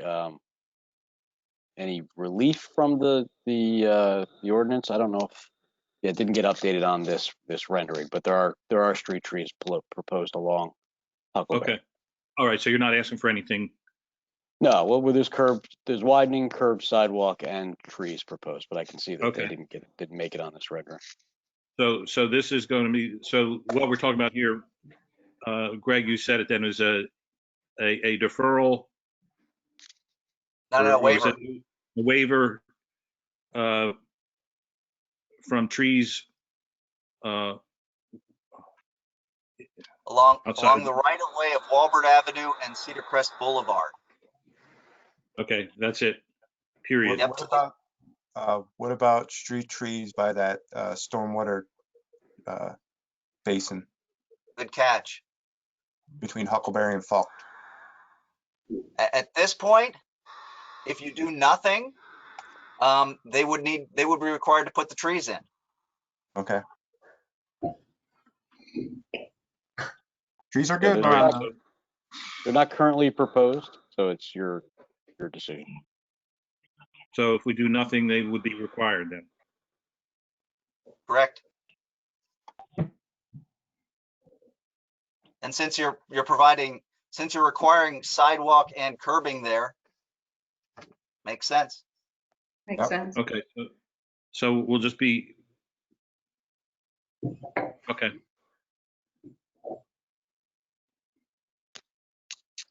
So basically, So- we're waiving street trees if they're accommodated in an easement elsewhere. Correct. Yeah, to the extent shown on the plan. The extent shown on the plan on Cedar Crest and Walbert. Yes. Okay, If they're not shown, they still may be required if they're not in the easement. Oh, no might be about it. Well, I'm just saying. say that again. They're required if, They're Like required. along Huckleberry, this plan is not showing them, but they're required. You know, okay, the plan currently doesn't show them around Falk and Huckleberry Stonewater Basin, but they're required. So we're Okay, just basically waiving them along the areas where they're accommodated for elsewhere within an easement. and that's basically on Huckleberry and, Walbert I'm and sorry, Cedar on, Crest. Walbert and Cedar Walbert and Cedar Crest. Yep. Okay, You're just waiving the location of the trees, and we're providing the easement. Correct. Yes. okay. To the extent that you're showing on the plan.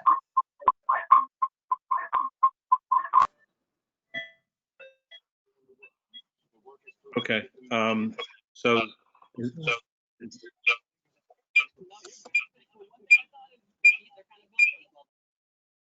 Don, can you put your phone on mute? Thank you. Okay, so this is a waiver of trees on Walbert and Cedar Crest. That are What does it? accommodated elsewhere within the easement located in the vicinity. Yes. Yes. Okay, I'll make that motion. I don't understand. I don't understand the motion. Can somebody explain how are we going to waive trees on Walbert and Cedar Crest? Because they're being put in the easement along the trail. So they're not exactly where they're supposed to be in the right of way, but they're accommodated within the easement. Okay. So then there's an overabundance of, not an overabundance, Yeah. there's more trees going to be planted than would be required if they were within the right of way. I understand now. I'm sorry. Okay. It sounded terrible. okay, so we have a motion. Do we get a second? Second. Okay, second by Mr. Dunbar. Roll call. Dave Dunbar. Aye. Ryan Hyde. Aye. Diane Kelly. Aye. Bill McNair. Aye. Alan Tope. Aye. David Wilson. Aye. Motion passes 6-0. Okay, we'll move on to, what do you want to do next, Jason? Okay. So, the first waiver was new and involved 4 parts. So hopefully this will be a little easier. This relates to the cul-de-sac length and the length of the road and the connection we had discussed out to Valley Forge. So there's 2 waivers on page 2 of my page 2. I'm not sure what page in Greg's document, but the next page. Page 130. I will. Thank you. Mhm. So.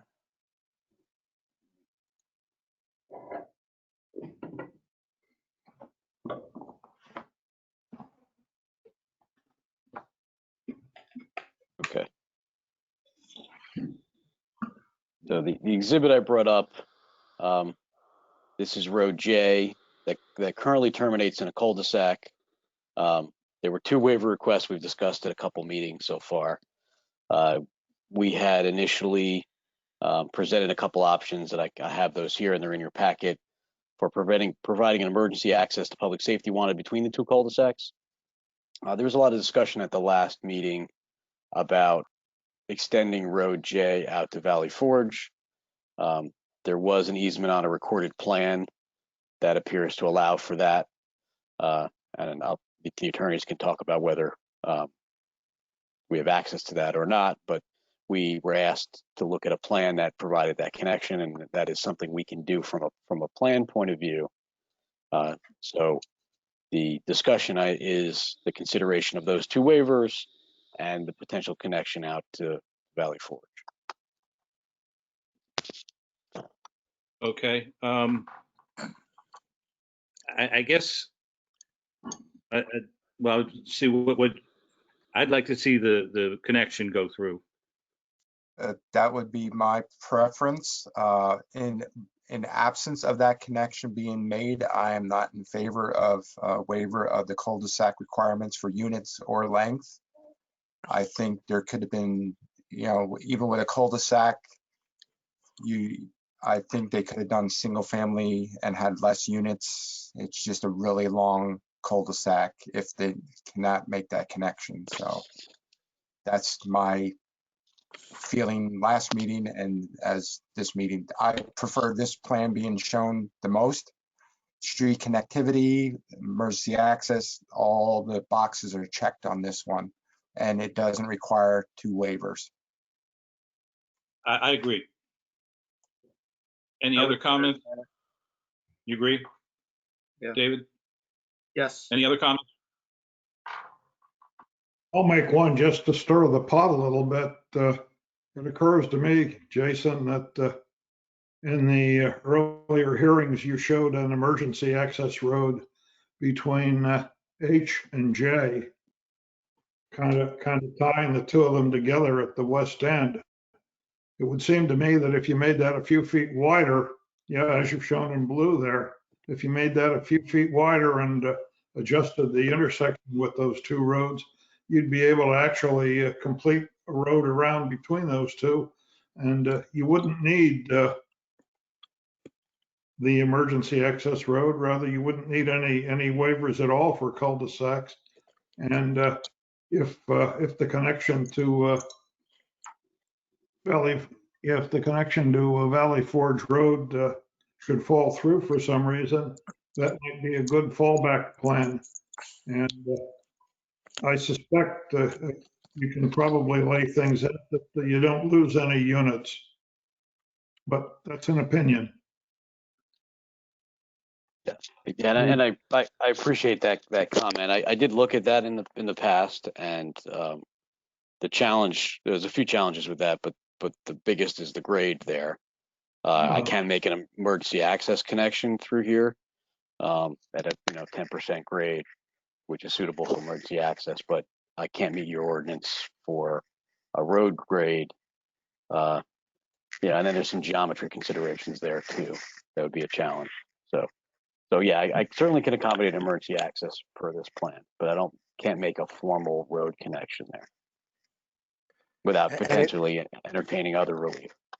I'm not a big fan of that emergency access, just simply because it's not a road, and putting $1 million fire trucks on that connection, while they can do it, it's also can be a little treacherous if you're fighting a fire like was fought up in Kernsville Road the other night, or if we would have a situation where it was bad weather conditions and you had to get a truck in there, how's that road gonna be plowed?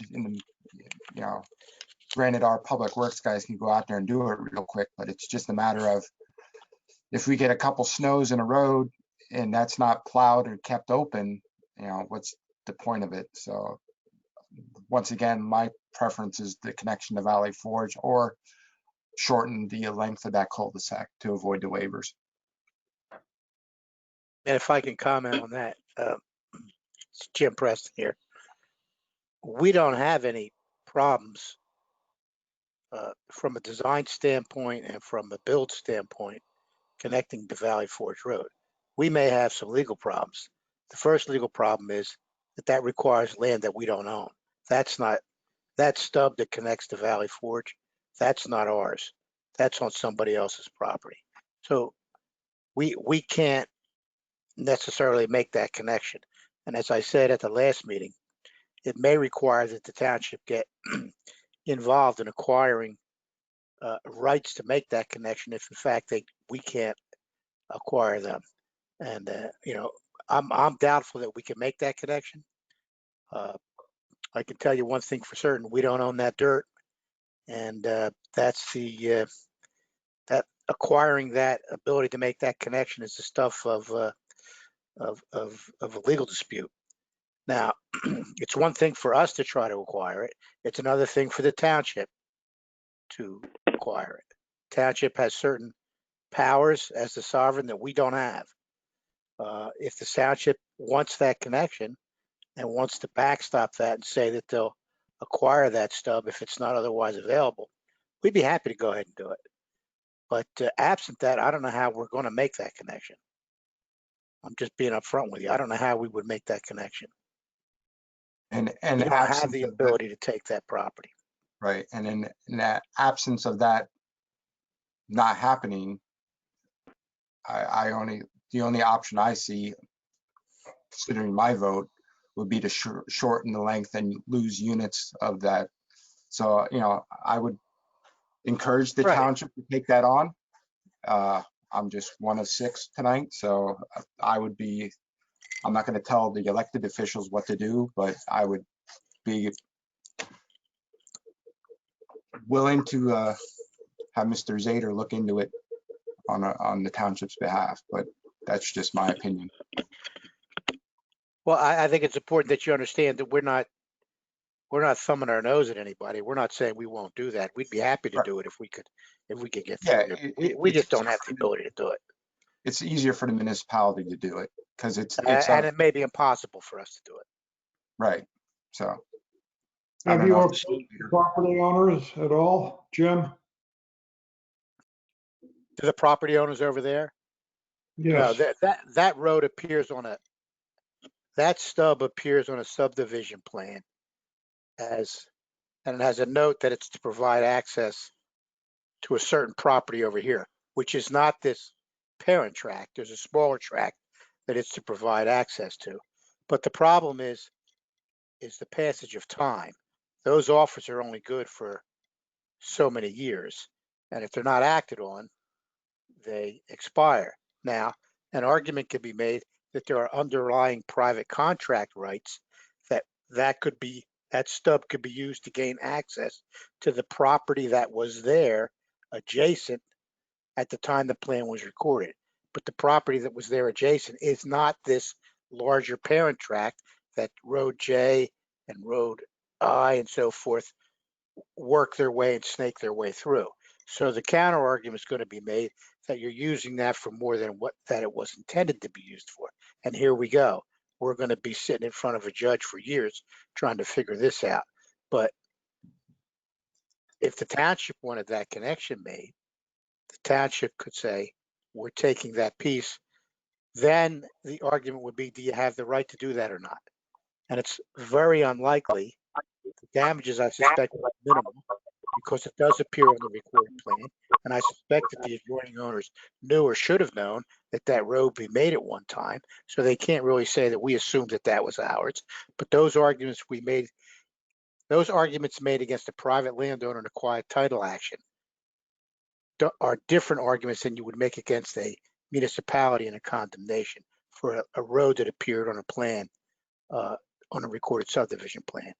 I think that it's going to be much easier, much simpler, much quicker, much cleaner if the township wanted that connection to be made to assist in acquiring the land that we don't have. And it may be, as been suggested, that we have the right to go there. Not we, but there's a right to make that connection, that still survives. then fine, we're done. But if we don't, we would have wasted all this time and money, this engineering, plus we have to sit and wait to get a conclusion to whatever litigation may come from that. Whereas if it's done through a notice declaration of taking, it's instantaneous. The road goes in. I would We just just note don't for have the the ability to do that. commission and for the public that between the last planning commission meeting and the solicitor for the township, I did look into this matter, and I substantially agree with what Mr. Preston said. It's certainly arguable that Kay Walbert has rights to tie into that. It's perhaps arguable the township has rights, although I think that's probably not the case. But absent condemnation or voluntarily cutting a deal with the property owners of those two lots, the quiet title action is an uncertainty in terms of ultimate result. The fact that there was intended to be an easement for access there is clear. Who the beneficiary of that easement is not so clear, and that creates a question. And there are other issues that arise in connection to it. So as we sit here today, I cannot tell you that there's a right of the developer to tie in Road J to Valley Forge Road.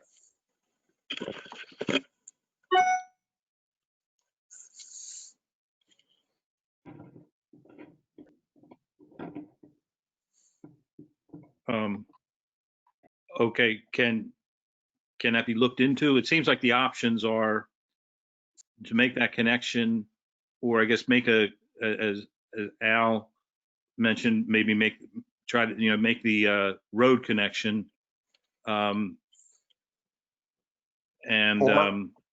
Or vote against the cul-de-sac and let the developer redesign it, right, or vote for it, and then right. I'm not going to predict what the vote will be, but I mean, we can make a motion, we could discuss the two waiver requests and then put a caveat that if the powers that be of the township wish to pursue that further, then this plan wouldn't require those waivers, and we would have just voted for or against them as a contingency.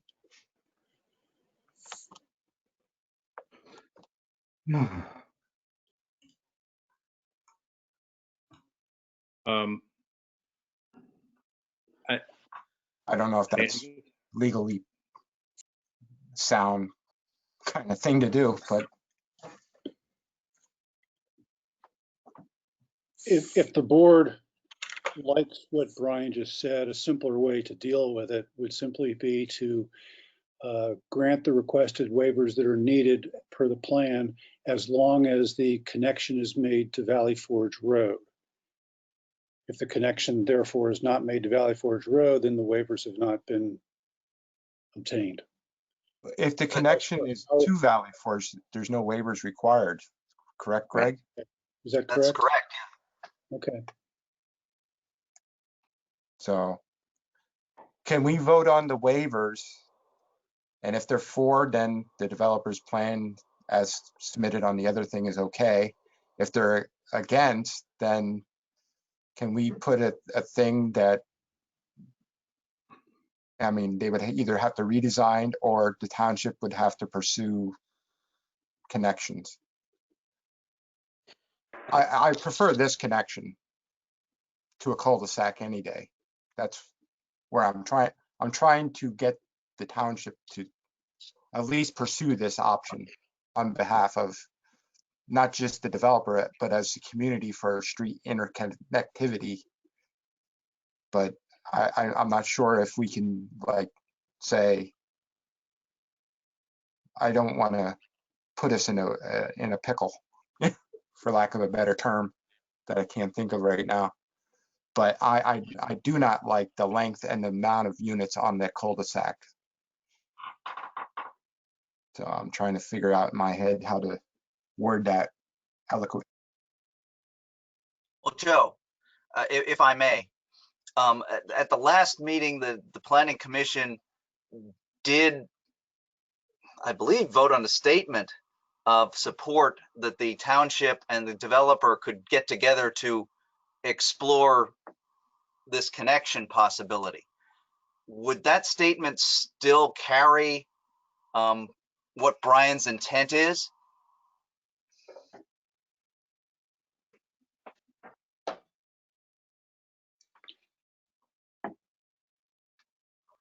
As stated, Greg, I think the answer is yes.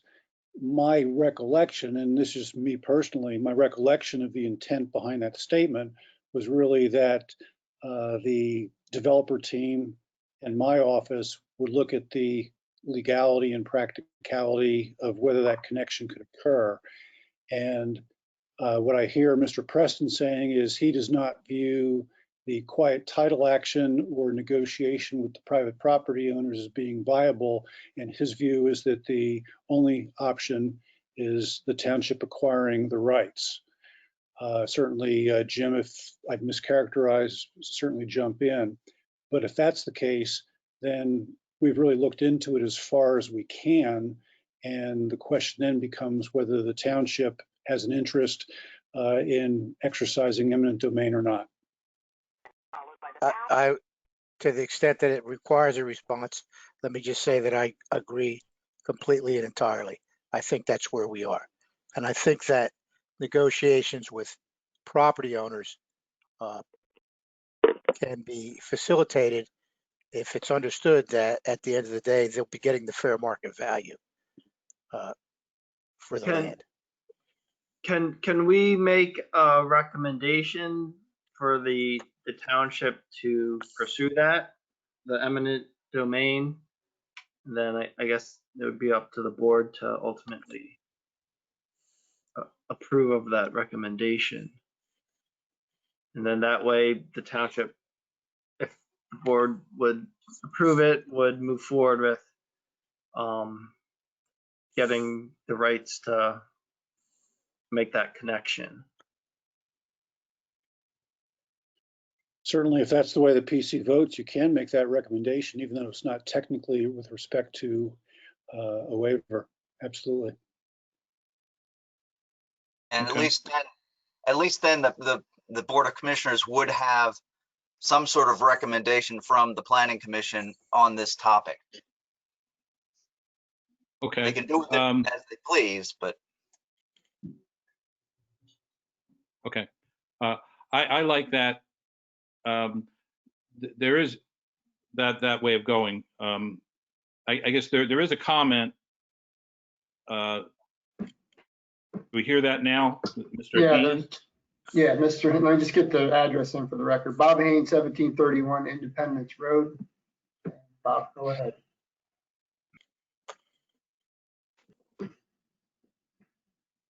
Mr. Haynes, you can go ahead and unmute yourself and ask your questions.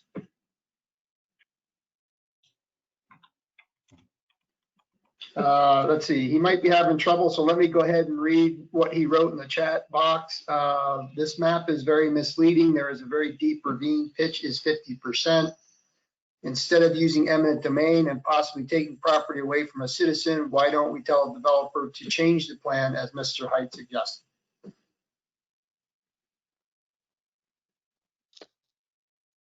I can touch on the ravine comment, at least, that there is a topographic depression through here that'll have to get filled as part of this work, but it's not something we can't do. We understand that it's there and will need to be filled as part of this. So I'm confident we can make the connection from an engineering point of view and address any concern as far as grade there. Okay, that's it for that one. I do have Lee Stolt again, 3731 Manchester Road. Go ahead. Yeah, question for Mr. Zader.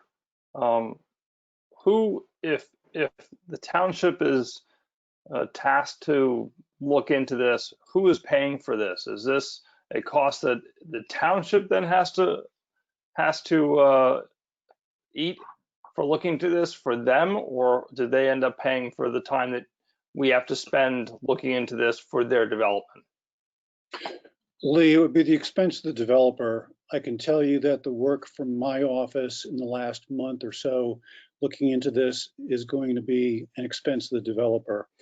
And I can also tell you from having been through it on both sides of the table in many municipalities where condemnation has been considered and oftentimes exercised, the developer foots the bill for the township to handle it. And certainly if the Board of Commissioners, first of all, if the Planning Commission votes in that direction to recommend it, and if it's taken to the Board of Commissioners and the board votes to proceed, it would be at the developer's expense. Thank you. You're welcome. So, Mr. Chairman, I also have Robert Hodges. Mr. Hodges, you're up, but please provide us with your address. Hi, Robert Hodges, 1707 Penn's Crossing. Can you hear me? Yes.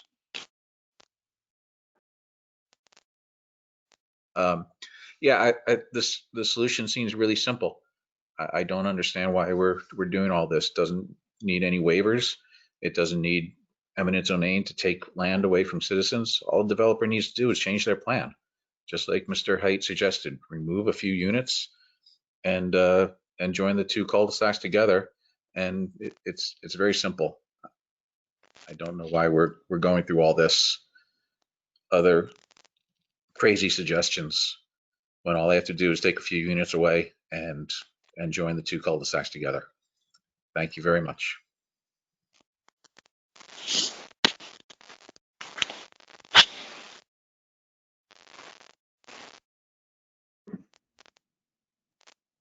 Okay. I guess the improvement would be that there's a Mr. Tomasek, can you mute your phone? Yes. Thank you.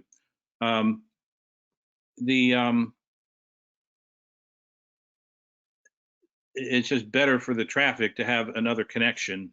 And this was envisioned, and the landowners are aware of it, or were aware of it. And just to explore that and see if that's the best way to go. I guess the other options are is there, and we've heard that there may not be a way of joining the two roads, or cutting back on the number of units. So that's what we want to look at. Yeah, I think that the options are either, well, we would have to vote, but either the developer would need to reduce the units and shorten the cul-de-sac, or they would need to investigate, well, pay for the township to do the connection. Those are the two options, my understanding.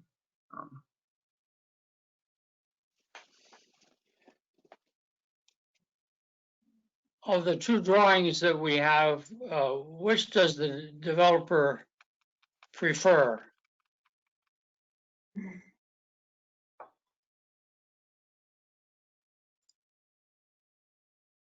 The two drawings that were part of the booklet that we were sent before the meeting.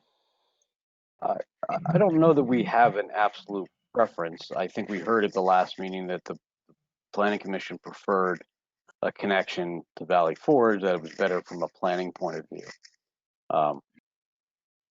So that, I think that's what directed us here, but yeah, and that's why we developed this plan. That is, Jason, that's how we got onto this path. I think maybe it was the chair maybe suggested it at the last meeting, that somebody on the Planning Commission anyway said that they wanted to see that connection. That's how we got here.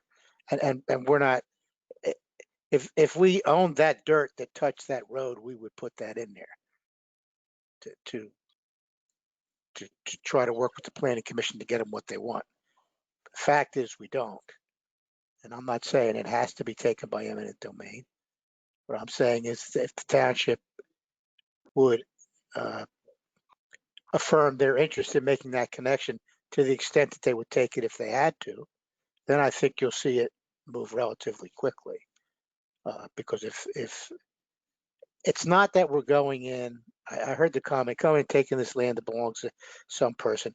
That land appears as a stub street on a record plan. The people that own those lots took under and subject to that stub street, knowing that it was there to provide access to the adjoining property. The question I don't think is whether it provides access to an adjoining property. The ultimate question is going to be to what adjoining property or properties. So it's not as if you're taking something or you're going to someone unsuspecting out of the blue and saying, look, we're going to take half your backyard. That never was their backyard. It's not their backyard now. That's stub street that leads to a property across the way. The municipal ability to take it, I believe, lapsed after 21 years. And it was more than 21 years since the plan was recorded. But the notes on the plan indicate a private contractual right in the adjoiner. So that adjoiner has the right under that plan note to use that lane to get to its property and to connect the two with that stub street. Private contractual right. That doesn't lapse in 21 years. The landowners over whose land that lane runs know that. They either know it or they should know it. It's part of their title. It's in their chain of title when they bought that property. So it's not something they don't know about. The legal question is, does it have the right then to continue, as the planning commission wants it to reach out to other parts of the township and become a conduit? That's a different argument. That's a different argument. Providing that conduit, which I think is what the planning commission wants, is not the same as providing access to the adjoining property. I'm saying this because I don't want this to get confused. I hear some comments being made that, oh, we're going to go in and we're going to take people's, that's not what anybody's saying. That's not what we're saying here. What we're saying is it's not a clean operation to put that road in there and then connect it out to Huckleberry. That's where you're going to have a problem. We can put the road in to get to that little piece over there, but getting it out to Huckleberry is a different issue. So the condemnation is a question of degree. It's not a question of let's invent a road and plug it into somebody's backyard. That's not what we're saying here. What we're saying is there's some very subtle legal issues here that are only going to get resolved if at the end of the day, it's recognized for what it is, a public purpose. That's a public road that serves the public interest. Everybody believes that's what it is. Just happens is when you go poking around in the weeds, you find out, you can make more arguments either way. Well, when you can make arguments either way, we can't design our plan on that little stub street that's not on our dirt when arguments can be made either way. That's clearly something that the township, if they wanted to see happen, could make happen relatively quickly. And again, Attorney Zeta is correct. I agree with everything he said as to how the process runs, the costing and so forth. He's very familiar with how this works. So, I don't have to explain anything to Joe. So he can walk you through it. It's not unusual. And this is where we are. If the township wants it, it can happen. But if the township wants it but doesn't want to touch it, that's a problem. Just add one piece of information so everybody can appreciate. The Walbert Estates subdivision next door, where this easement appears on the plan, dates to 1974. The procedures used, the level of scrutiny used and employed, the dotting of I's and crossing of T's, it was very different in 1974 as compared to today. So the ambiguity that appears in this situation is evident to anybody that looks at it today. We have hindsight and the benefit of where we are.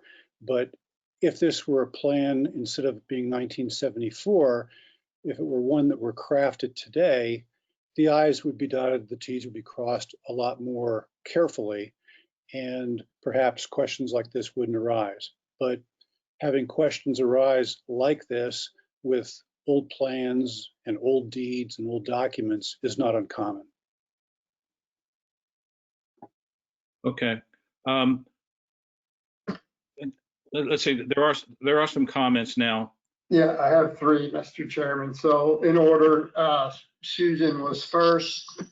Susan, you can go ahead and unmute. Please provide your address if you can.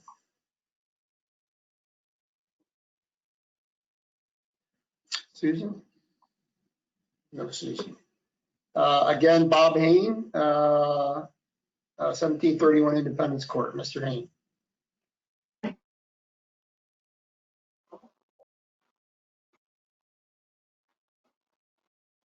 Mr. Hain? I will go ahead and read what his last comment was. There is a sewage and drain lines in that ravine is extremely deep. A lot of earth movement is required. His second note said that he would like to speak, but he's either having a hard time getting through. We can come back. Monica Hodges is next, 1707 Penn's Crossing.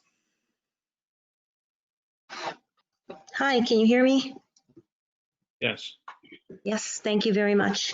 As I wrote in there, I do agree with the idea of just alleviating all the discussion, just shorten the road, increase your green space, decrease the density a bit. Your problem's solved. And I don't understand, and I hope I did not hear this correctly, but someone said, what does the developer prefer? I'm not sure why we're asking what the developer prefers. We need to be looking at public safety, what's going to work best in this parcel. And we have to do what is best for the public, for the citizens, for the future residents that are going to live there. It's all about safety. It's not about what the developer prefers. It's about safety. Thank you. And Robert Hodges, I would presume the same address.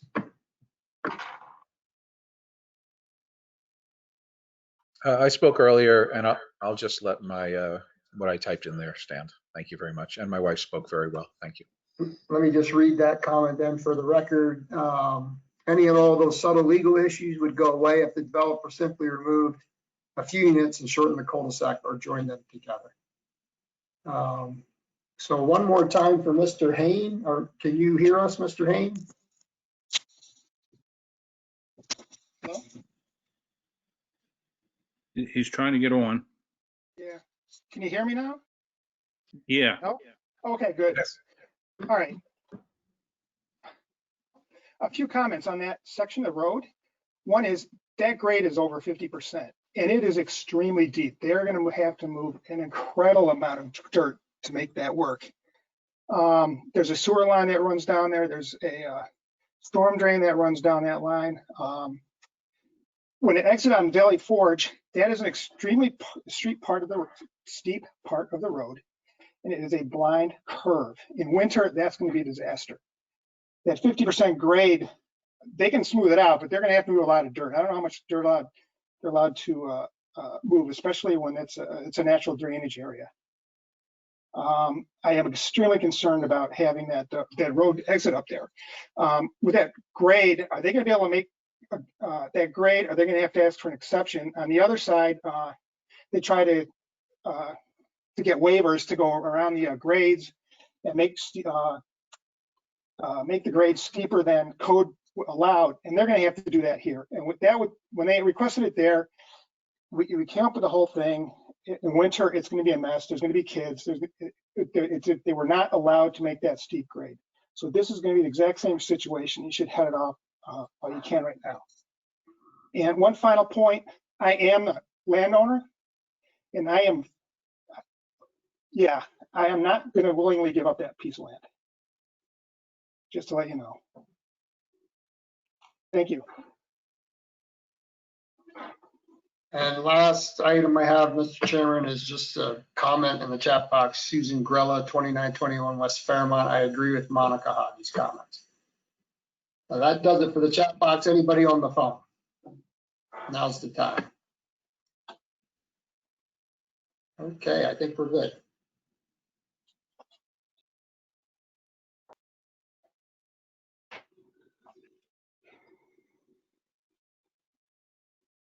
Okay. Any other comments from the board, from the Planning Commission? I'd like to make a I asked this at the last meeting, and I'll ask it again, that the two cul-de-sacs could be connected. There doesn't need to be a waiver for length of cul-de-sac or number of houses. What our ordinance allows for a cul-de-sac is 400 feet. What's being proposed for Road J, if it was back to a cul-de-sac, is 1,144 feet. That is substantially over what our ordinance provides for, as well as the number of dwellings on that road. We're allowed 15 by ordinance, and they're proposing 26 units. So, I mean, we're debating how to fix something that at the starting point is far exceeding our ordinance provision. So I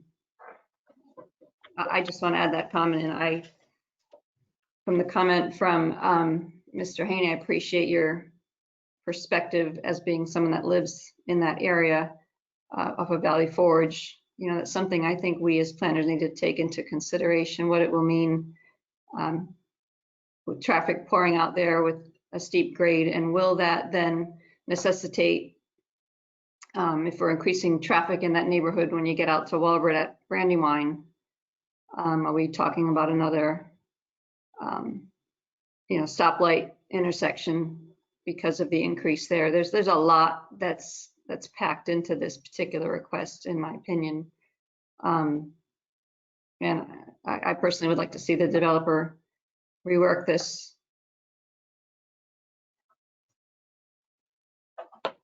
But that's what I have to say. Okay. I think that I think the questions are, can they do it safely? I understand what you're saying about the, we don't have to grant the exemption, the waiver for the longer cul-de-sac. In my mind, if you want to make it this dense, it needs to have a connector road that has to go through, or connect those two roads, the two cul-de-sacs together, and make it a roundabout or through road, whatever you want to call it. I think those are the two options that make sense here. Now, Jason, you said that you can't do what are the issues you see with the connections or the connecting the two roads, the two cul-de-sacs? The existing grade between the north road and the south road. This parcel has got a pretty good amount of grade from north to south. We can't make that connection, and within your roadway standards, that 6 or 7%, depending if it's a local street or a collector. In this case, it would be a local street. So we can't make that with that distance and do a 7% grade. Where I'm confident we can make this connection out to Valley Forge at that grade or less. The comments concerning that there being a deep cut through this area, that's correct. It is, and it would involve some earthwork, and we would have to work around the sewer line. But those things are engineering elements that we can make work. But the road connection here wouldn't exceed any road grade standards. We can make that happen. Could you do it with like removing a couple houses on each side, connect those two roads, making the road longer? Do you understand my question? I do, and that's why this road, if you look at the length of this road, that gives you a good sense on the length of the road we would need to make the connection. Okay. So no, we couldn't do that here. If there was an alternate plan here, it would involve another cul-de-sac. It would involve a cul-de-sac coming out somewhere else. At the end of the day, it's not the planning commission's job to design their plan or give them solutions to a problem. We can give them direction of what we would like to see, which is the connection to Valley Forge. Absent of that, I think we need to vote on the waiver request and let the developer work with what we grant or deny them in regards to this request. And then with the caveat that we could also make a motion or some sort of discussion that, you know, the Planning Commission would advise the Board of Commissioners that even if there was 4 houses on that, it would still be a better project if that road connected to Valley Forge, in my opinion. So I think we're spending a lot of time. It's like, can you do this? Can you do that? At the end of the day, I'm sure they've looked at multiple scenarios involving this parcel. So I think we need to get to a point to vote on the waivers and then also make a statement to the Board of Commissioners to that for the health, safety, and welfare, the street connectivity aspect of emergency response, and even the school bus access, it would be much easier for them to pick up students in the Walbert Estates northern section rather than going up to a cul-de-sac up the hill and then going down. They could do one route. Just for multiple reasons, the connectivity to Valley Forge would be a preferred scenario, regardless of how many units or the length of a cul-de-sac. If it connected through, that would be my preferred avenue to attack this at. So do you want to make a motion to recommend to the Board of Commissioners that we investigate work with the developer to investigate the connection? Yes, and then I think we also owe it to them to vote on this cul-de-sac situation. And, you know, just because we deny or approve a cul-de-sac, if we approve it, then they're good to go. If we deny it, then they have some direction that they can redesign their plan. Or if the Township Board of Commissioners decide that this is an avenue they would like to pursue for street connectivity, then that's on, you know, that would be my way of thinking. Okay. So Which one do you want to do first? So you want to do 2? Let's do those. Which one do you want to do first? We can do the first in our letter. We can do the first one of the waiver to request to allow the total length of 1,144 feet for the cul-de-sac. I would make a motion to deny that request. Do I hear a second? I second the motion. Okay, roll call vote. David Dunbar. Aye. Brian Height. Aye. Diane Kelly. Aye. Bill McNair. Aye. Alan Tope.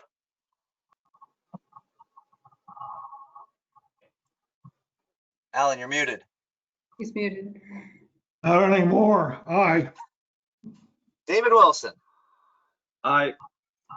Motion passes 6-0. And I'll take the next one. I'll make a motion to deny the request for to allow more than 15 units on a cul-de-sac. I'll second the motion. Roll call vote. David Dunbar. Aye. Brian Height. Aye. Diane Kelly. Aye. Bill McNair. Aye. Alan Tope. Aye. David Wilson. Aye. Motion passes 6-0. Hey, And Brian, one more. should we do this as a motion to that the township should I'm not exactly how sure I should word this, that the township should pursue all avenues to, in the name of public safety, health, and welfare, and street connectivity for emergency response, and for a whole host of reasons of street connectivity, that a connection to Valley Forge, even if there was no houses to be built on that road, it's still for safety, fire response, that the preferred layout of this development, sands, houses or whatever, is a connection to Valley Forge. Okay. A little long. Okay. Here a second. I'll second it. I agree with Brian. Okay, roll call vote. David Dunbar, Aye. Brian Hyde, Aye. Diane Kelly, Nay. Bill McNair, Aye. Alan Tope, Aye. David Wilson. Aye. Motion passes 5-1. Okay. All right. Moving on. All right.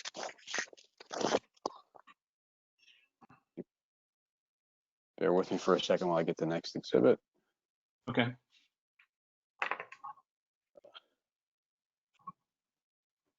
There we go.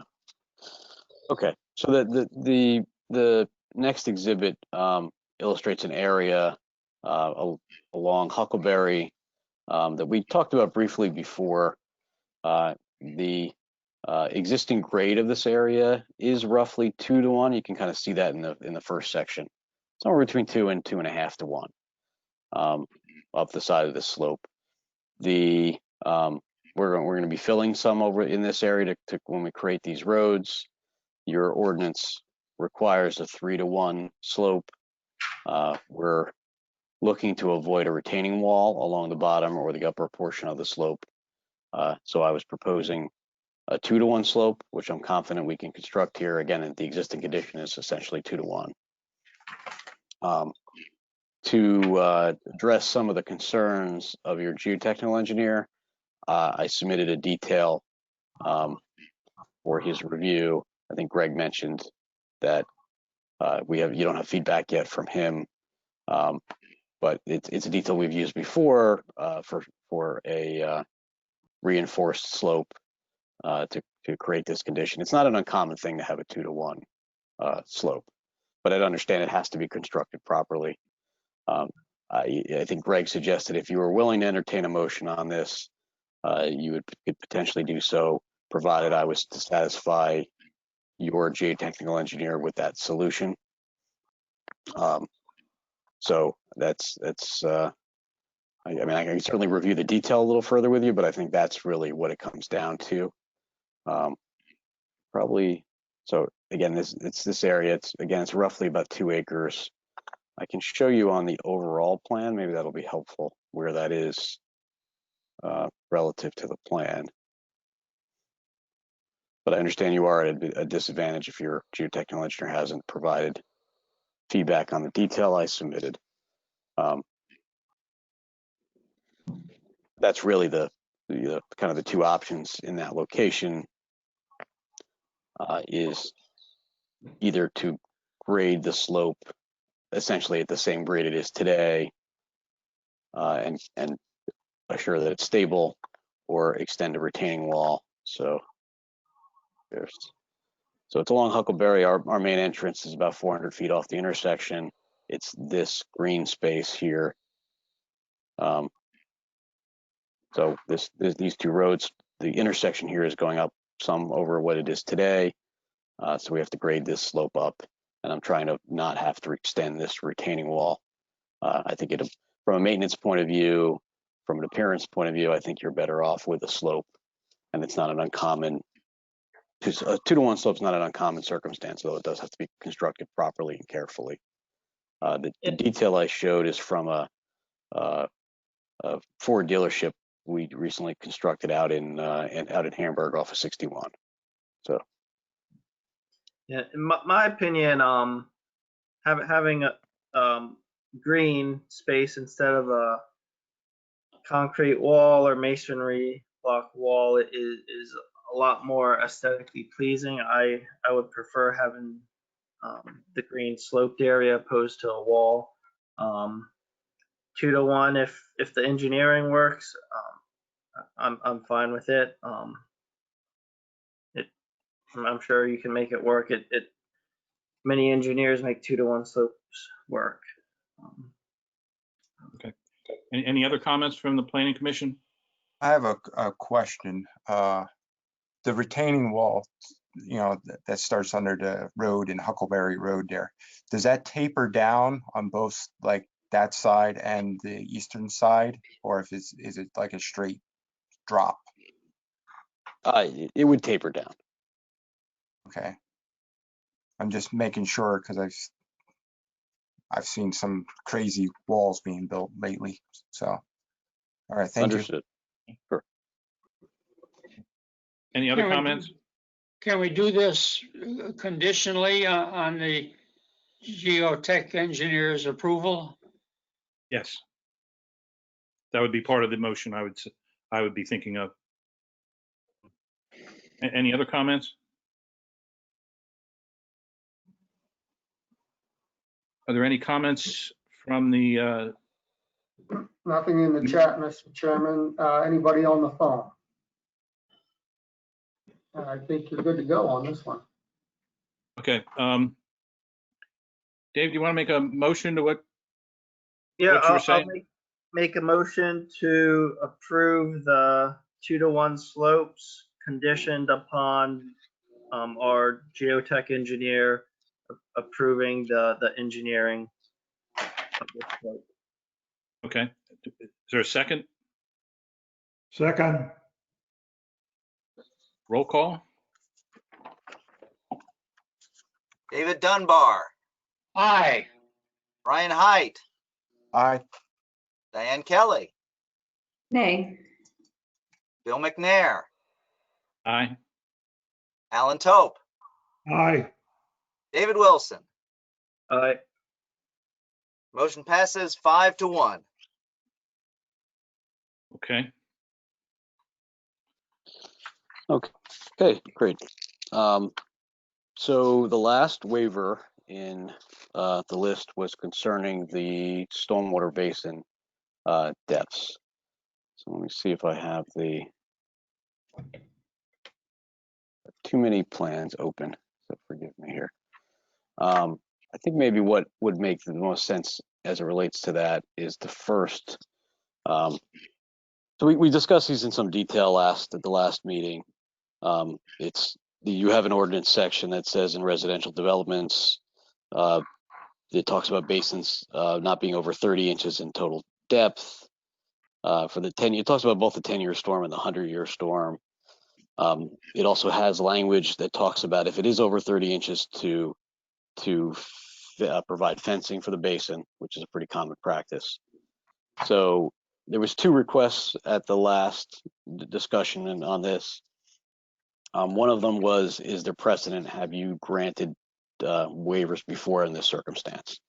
And generally what that 30-inch depth is really tied to is concerns over safety.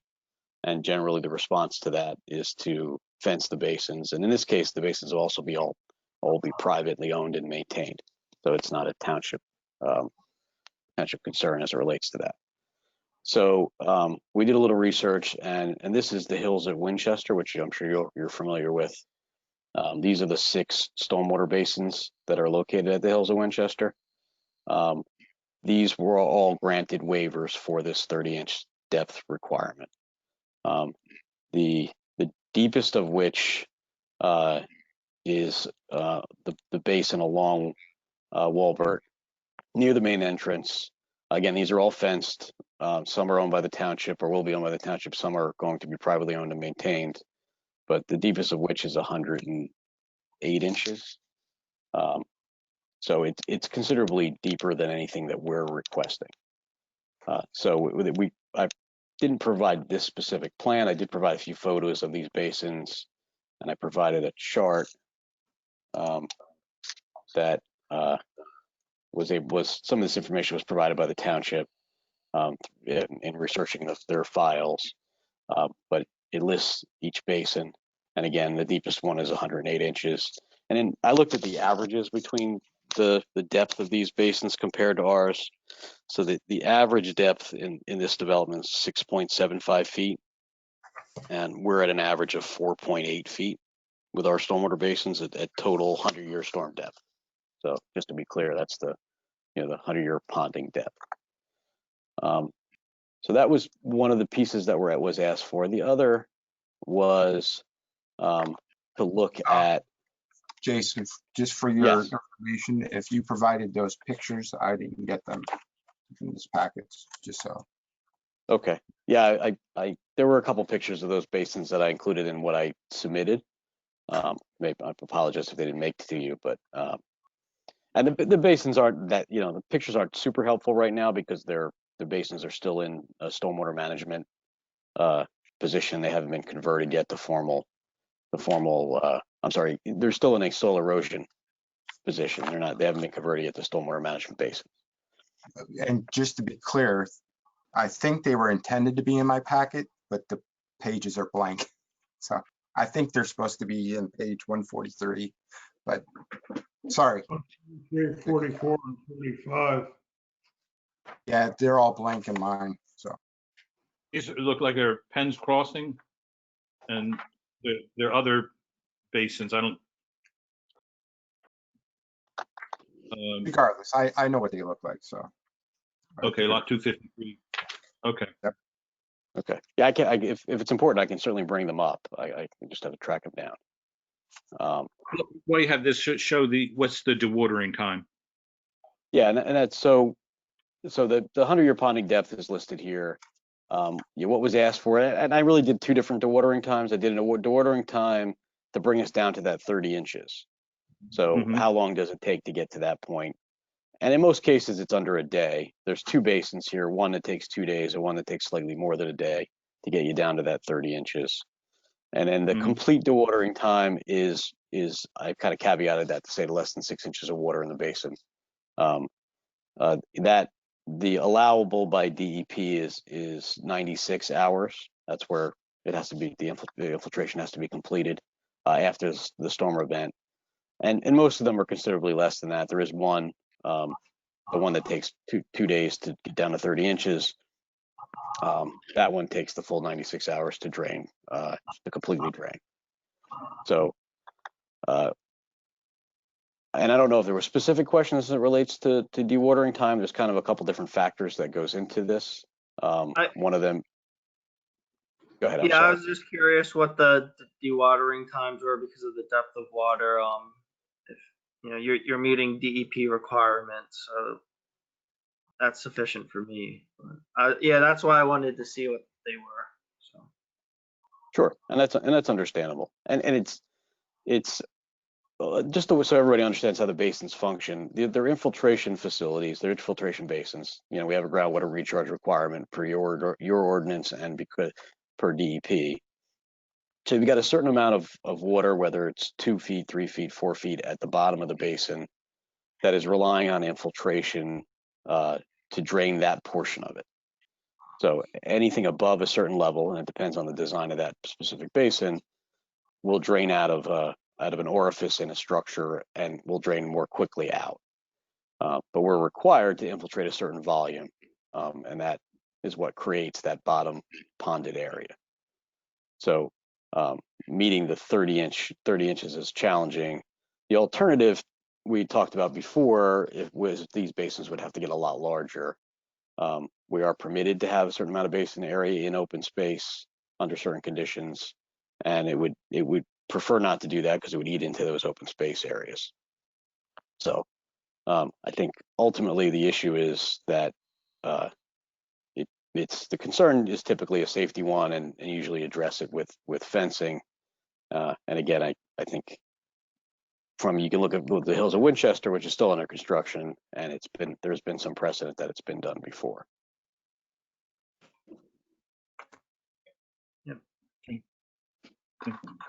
Yeah, my thoughts are, even if you make it a larger basin, anyone can say it's a safety concern, but we do have the fencing around it. So if you're meeting the dewatering times per DEP, works for me. It's just my opinion. Okay. Any other comments from the Planning Commission?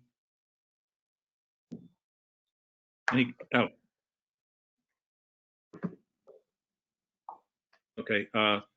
Any public comments? We do have one, Mr. Chairman, Robert Hodges. Yes, thank you very much. So as Mr. Wilson just said, I believe this is the 30 inches based on a safety issue. Are these the same basins that we just approved the 2-to-1 slope? The 2-to-1 slope was not a stormwater basin. That was just a slope, just a side slope of the grass area. It didn't have anything to do with stormwater. It has nothing to do with these. Okay. Well, No. I'm still assuming that the original 30 inches was based on safety. I see the times here for dewatering, 8 hours, 18, 48 hours. We all know it takes 5 minutes to drown. Any fence can be scaled, usually pretty easily by young kids. And once they get into these drainage ditches that are well over their heads, they may have a very difficult time getting out and can drown pretty quickly. So since this was made 30 inches for a safety issue originally, I don't see why we should compromise safety. Again, just for the benefit of the developer, not to be able to put in more units. Thank you very much.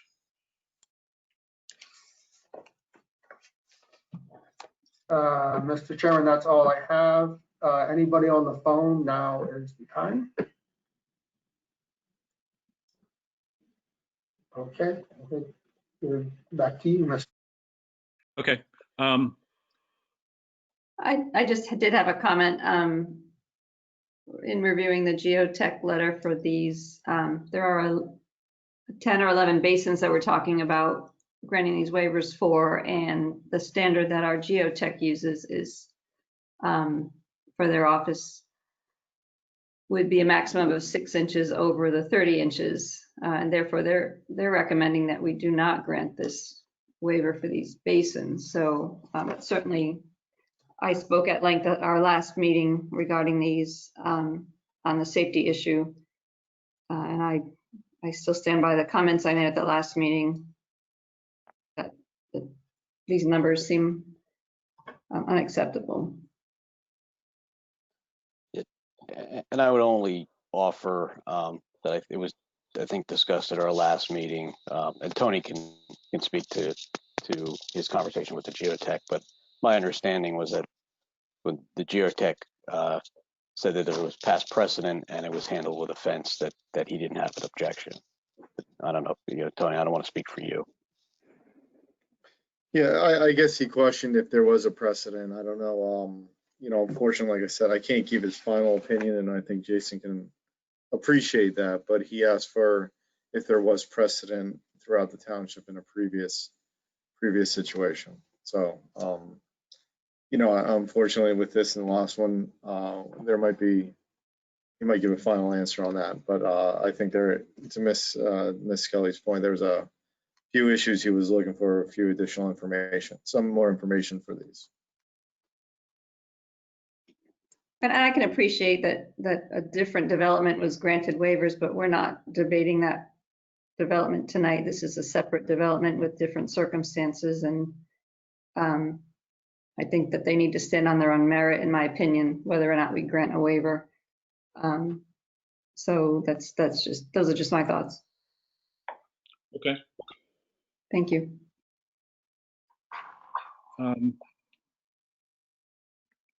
Anyone want to make a motion?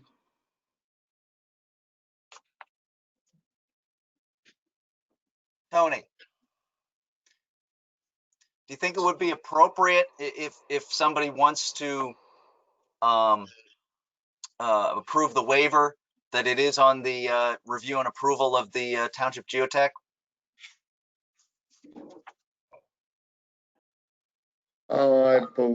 I believe that's how the actual ordinance reference is written. It says, unless otherwise approved by the Board of Commissioners upon recommendation of the Township Geotech Consultant, is how the specific ordinance reference is 31239. So I guess that could happen, and I guess that's the pleasure of the Planning Commission if they choose to accept based upon a geotech, or if they choose to deny that. I guess that's their pleasure, Greg. It could be that way. Okay. The issue I have with this is we have letters dating back to April. The objection is not a technical objection matter. Well, what happens if we turn this down? If we turn down the request for the waiver? I can try to answer that. If we have to design the stormwater at that depth, which is a pretty shallow depth, it's going to eat into the open space substantially, which is permitted by the ordinance, but I don't think it makes for a better plan. But it can be accomplished. We can do it. But you'll end up with very large, shallow stormwater facilities that I don't know that is a benefit to the project or the township. Just my opinion. So I want to be clear too that we're talking about with these numbers the 100-year storm. So it's about 7.5 inches of rain over a 24-hour period that you would have the dewatering down to 30 inches in these time frames. And if there was a concern about how quickly it dewatered, and that was something that was attached to a condition, let's say it was in 24 hours down to 30 inches, something along those lines, that might be something that we could accomplish without, that may give you some level of comfort without actually, but with still allowing the depths that we're discussing. So I'm just going to offer it out. That's for discussion. I would just like to mention, we just experienced a storm of great magnitude just several weeks ago, tropical storm Isaias. I live downhill from the hills at Winchester Regency, and I had runoff from that development in front of my house. I'm quite a ways from it, but downhill from it. So I'm not convinced that the stormwater facilities there are working that well quite yet. I don't know. I'm not an engineer, but we've had 100-year storms, another one within the last 10 years. So they are happening much more often than they had in the past. And when we're looking at whether or not we're going to waive standards that are based on safety recommendations, I don't think that that's something that as a township we ought to be doing. But in that vein, then I would make a motion that we do not grant the waiver for these basins.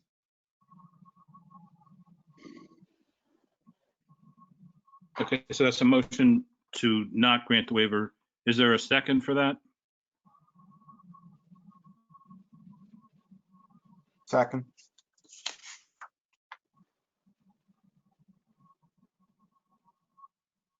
Okay. And that was by Mr. Height. So I guess we'll do a roll call vote. Okay, Dave Dunbar. No. Brian Hyde. Aye. Diane Kelly. Aye. Bill McNair. No. Alan Tope. No. David Wilson. No. Motion fails 2-4. Okay. Do we need to make a motion the other way then? Yes. So a motion to what's the motion to grant the requested waiver? Motion to grant the request made. Do I hear a motion? Some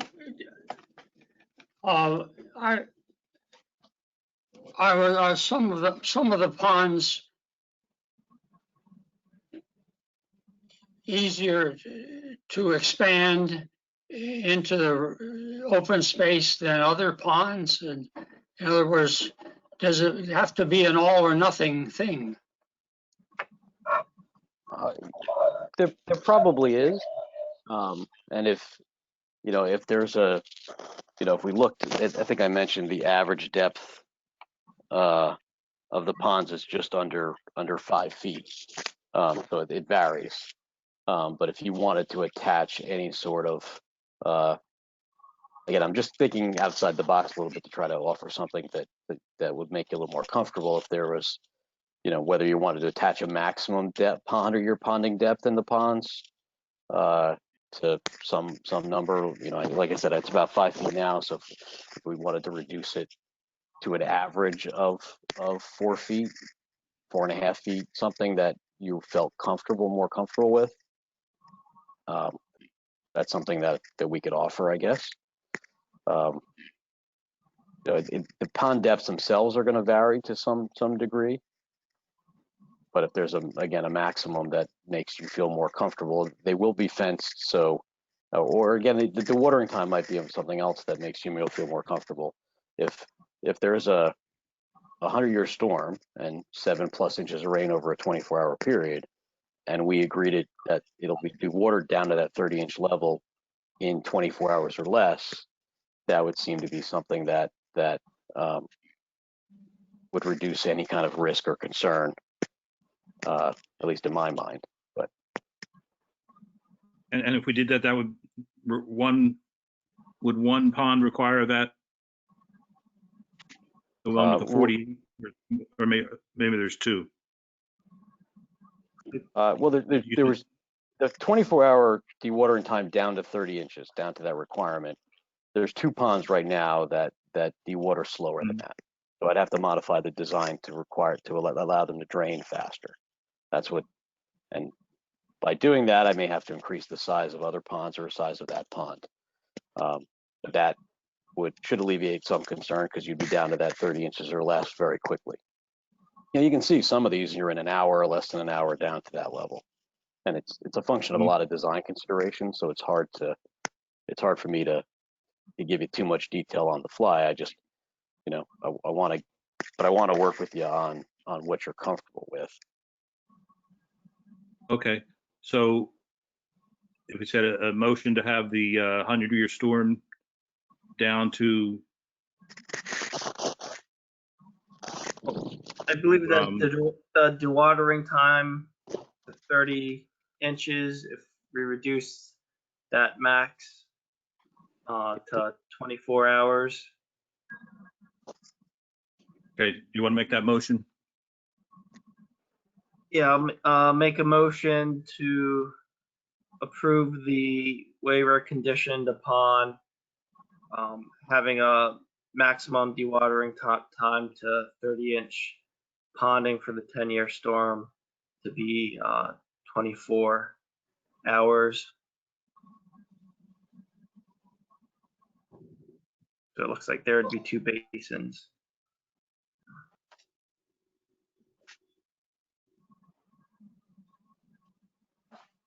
Is that the 10-year storm or the 100-year storm? It's the 100-year storm on my chart. Yeah. Sorry, I meant 100-year. Okay. All right, so it'd be the 100-year storm, what you're saying. Okay. And Brian, you had a question? Yeah, what happens if that is not accomplished? Like, let's say they build all this and they're not meeting that standard. Who or what enforces that?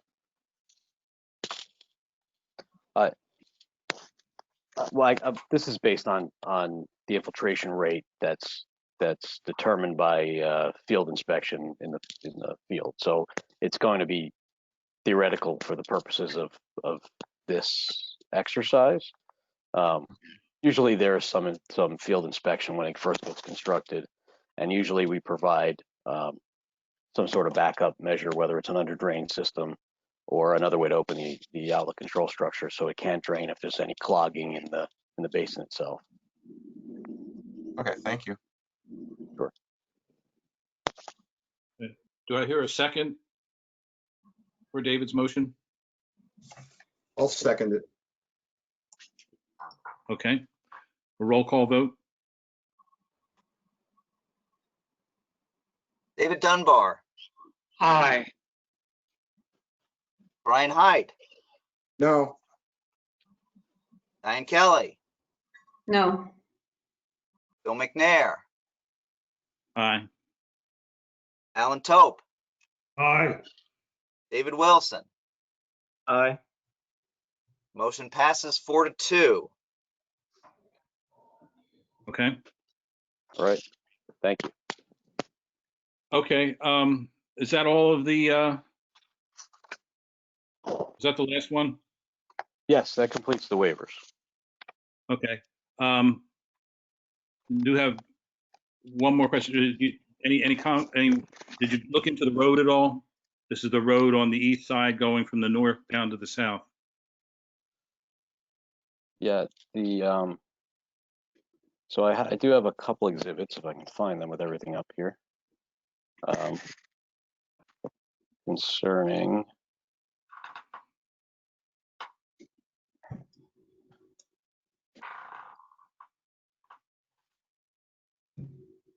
So there's been some discussion about the mobility easement in the past, and there's two exhibits attached relative to the mobility easement. So there's a requirement for the conditional use to provide a mobility easement, to provide it as an emergency access and a trail, and that's what this exhibit's illustrating. We did tweak it some to provide some more width and to look at the grade some. We need to provide access control either side and in the rest area along that path. So that's what this exhibit illustrates. There was a discussion, and in the ordinance, or I'm sorry, in the conditional use approval, there was a discussion of if the township in the future wants to convert it to a road, what would that look like? So that's what this exhibit was intended to illustrate. So we can provide the roadway if it ever gets chosen to be built in the future. And I remember there was some discussion also about a trail access. Generally, the ADA requirement for a sidewalk along a roadway is to follow the grade of the roadway. But I know there was some concern in how would we get down this hill with a flatter grade. So we were illustrating this switchback trail, so you could keep the grade at 5% or less as to come up and down the slope. So, this is what we're looking at now on the mobility easement itself. It would I know at the last meeting we talked a bit about, and there were a couple members that were discussing the more formal connection in the near term between the north and south side. So, but I don't know where we left with that. So I was trying to address a comment with these exhibits that what would the future township road look like should the township want to build one in the future connecting these 2 points. And I would like, go ahead. That's per that condition of the conditional use approval. So that's why I did these for today. Okay. I would like to. Right there. Bob Hain, can you mute? Anyway, I would like to. Does this, if we did this now, would this road require a grade variance? Yes. Yeah. This would be roughly 10%. Mm-hmm. And again, what is Cedar Crest Boulevard? Cedar Crest is there's portions that are up to 11% now, as well as Huckleberry. Mm-hmm. Okay. And the walkway here would be, what'd you say? Is that 8% or? Well, yeah, no. The intent of the walkway was to switch back up the slope to get you at 5%. So the way ADA typically works is sidewalks in a commercial area, for example, down in that commercial area, they can't exceed 5% and meet ADA. Just sidewalks along the roadway are considered compliant if they match the slope of the roadway. So right now it would be matching the slope of the roadway for this chunk of sidewalk here, and then we'd provide the switch back down further down the hill. So to make up, to flatten out the grade here, but there may be other options for that piece of trail. But I wanted to show something for discussion. Okay. And that was my biggest concern, was the pedestrian access coming from an age 55 community down to a mixed use where, you know, residents would want to potentially walk or roll if they're wheelchair or walker or whatever. And that's why I voted against the conditional use thing way back, because, and it is a true statement, ADA is acceptable to match the grade of the road, but this is a new road, so we tried to make it meet the ADA standards rather than just the variance of going to the grade of the road. Okay. I appreciate you showing, and there's various options to do this. You don't even have to have it that close, that spread apart. You can have it even closer. There's various things you can do.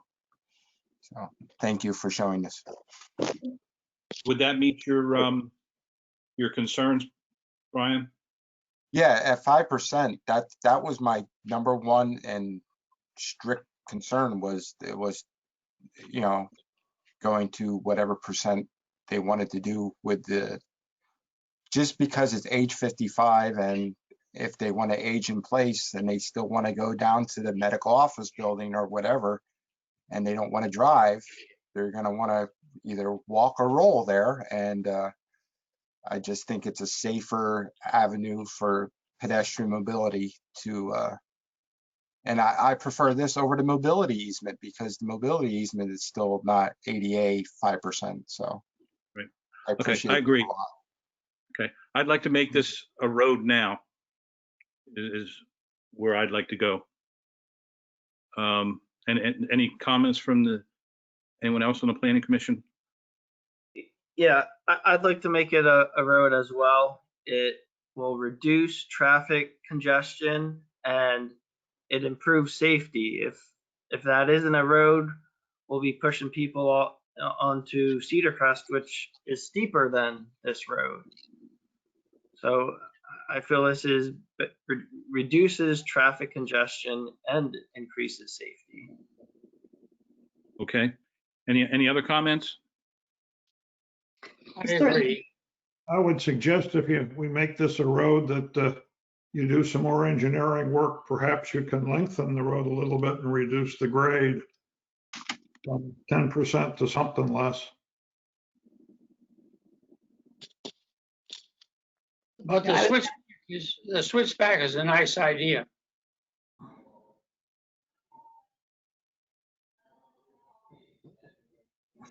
And I agree on the slope of that road being 10%. Our ordinance is at 6% on that. Certainly, I would concur with Mr. Tope to comply with the ordinance on that. Okay. Any other comments?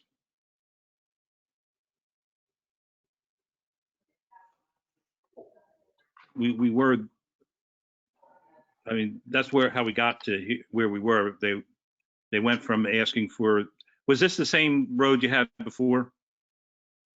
Jason? No, it's a little different arrangement now. You know, we once we went to a mobility easement and the plan got modified when that waiver got denied, the plan changed, not dramatically, but changed some. So I looked at this again, adjusted the mobility easement some to get the grade down to 10%.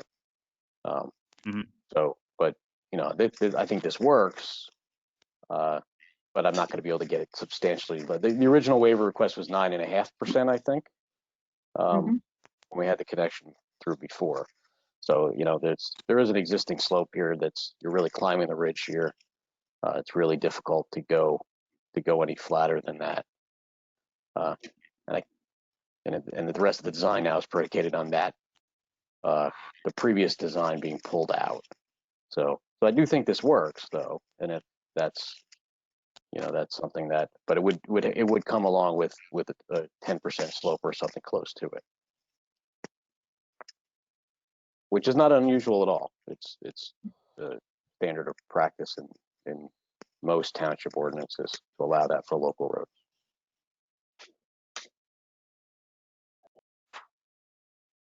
What do you think, David?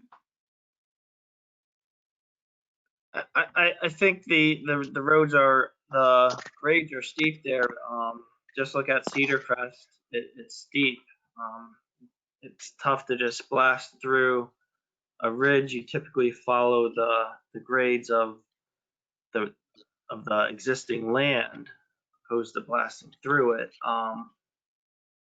It isn't the best situation being at 10%, but if it's just a mobility easement that is only for emergency vehicles, it's going to reduce safety and increase traffic, because then we are pushing people out to drive through. If they want to go to the doctor's office, they got to drive all around through town. There may be more congestion.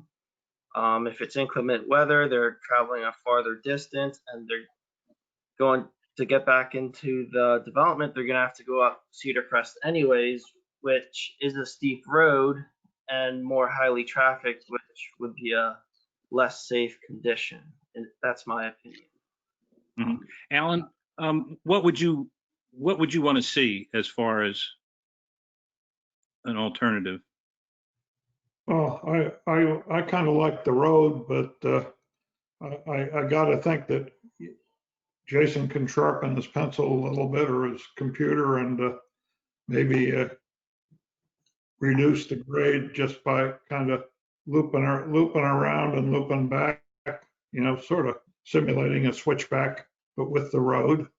I don't know what that would come down to if you worked it out, but I'm sure Jason can figure out something.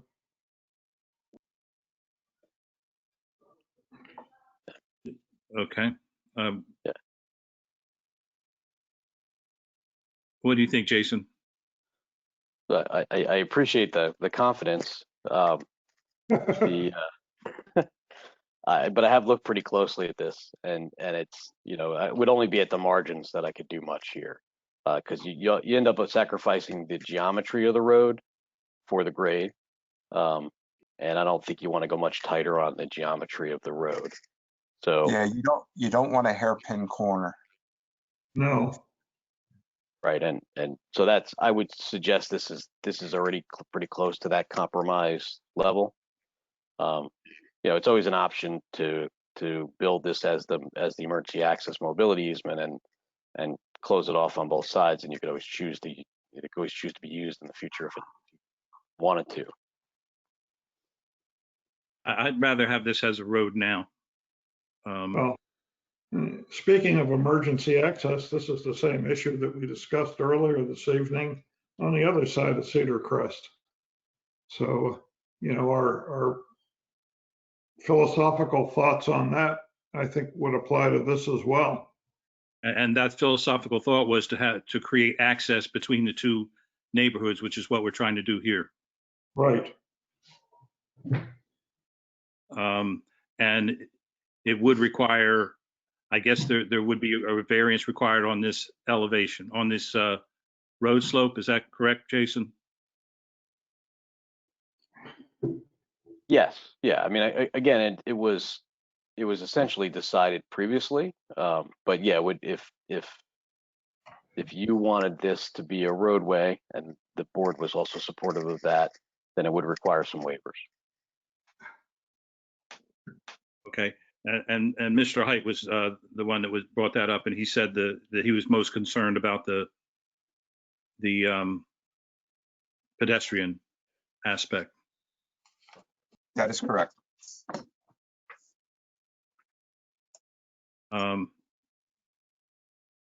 Yeah, I think the pedestrian aspect we can solve independent of the road.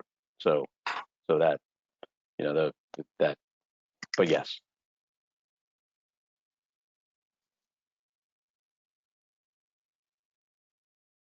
The only thing I would offer is if this is sort of the design to have another rest area somewhere in the middle of that switchback, just, you know, especially if you have older people like my mother walking there, she's going to want to stop right in the middle. So, but that's details in the future if this goes Sure. through. Yeah, and then we can certainly do that. Something I'll throw out as a question for consideration, given Ellen Tope's suggestion that Jason sharpened his pencil and Jason commenting that there was really no more room. I'm observing that the mobility easement is 40 feet in width. The cartway is only 28 feet in width. If the easement width were to be cut down, given the switchback for the pedestrian, cut down the easement width for the street so it's more aligned with the width of the cartway, does that provide more flexibility to lessen the slope?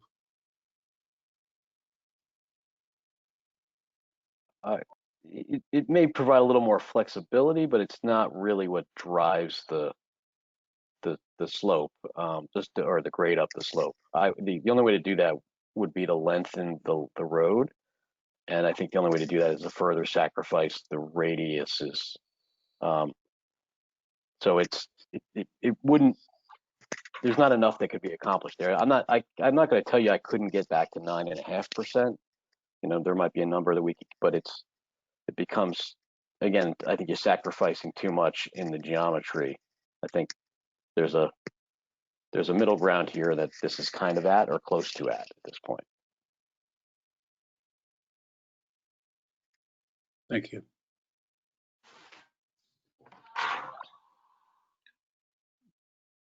Brian, do you want to make a motion? Very quickly, Mr. Chairman, if I might, and this might be a question for Joe.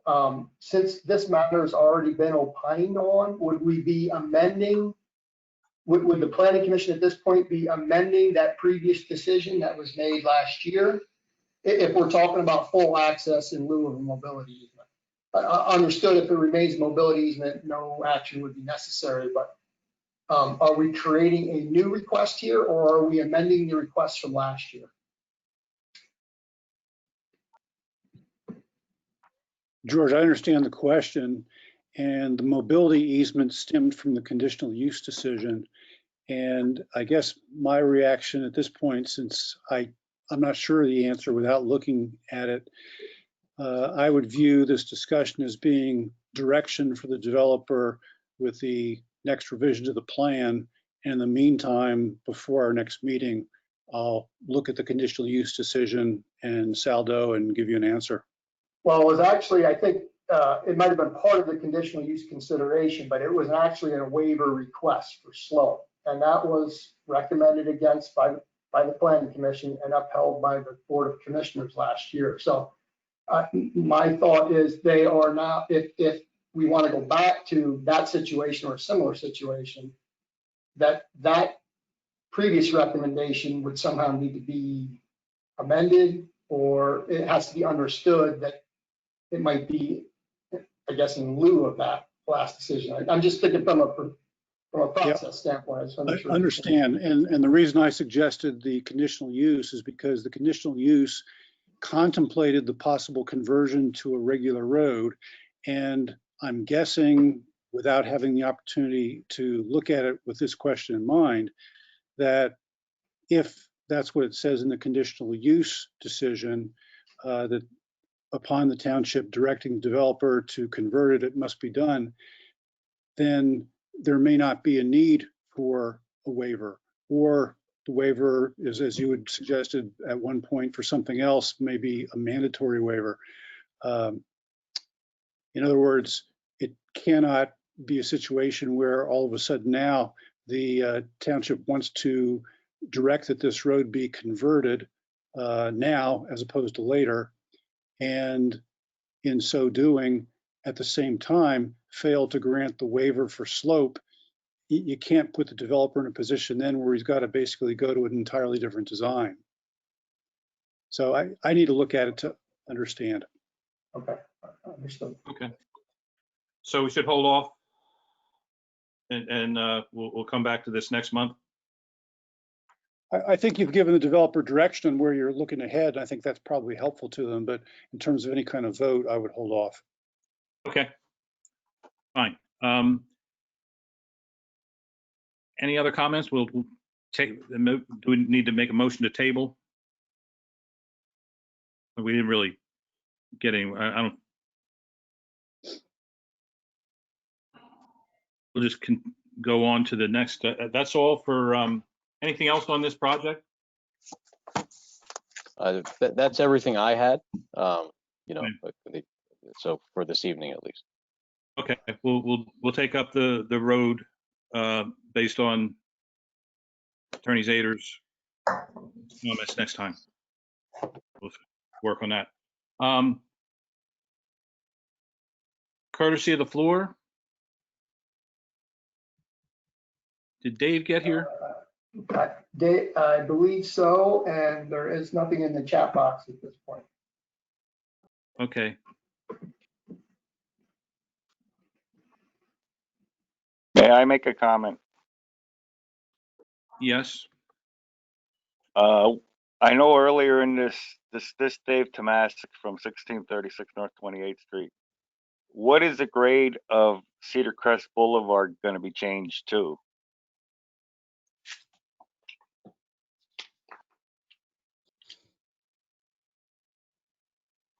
It's generally maintaining the same grade. I thought earlier in the beginning of this project that grade was going to be lessened because of the truck traffic on that hill. No, there is the hump at the top of the hill is being reprofiled and cut back. So in that area, the grade is changing, but generally from top to bottom, the grade is remaining the same.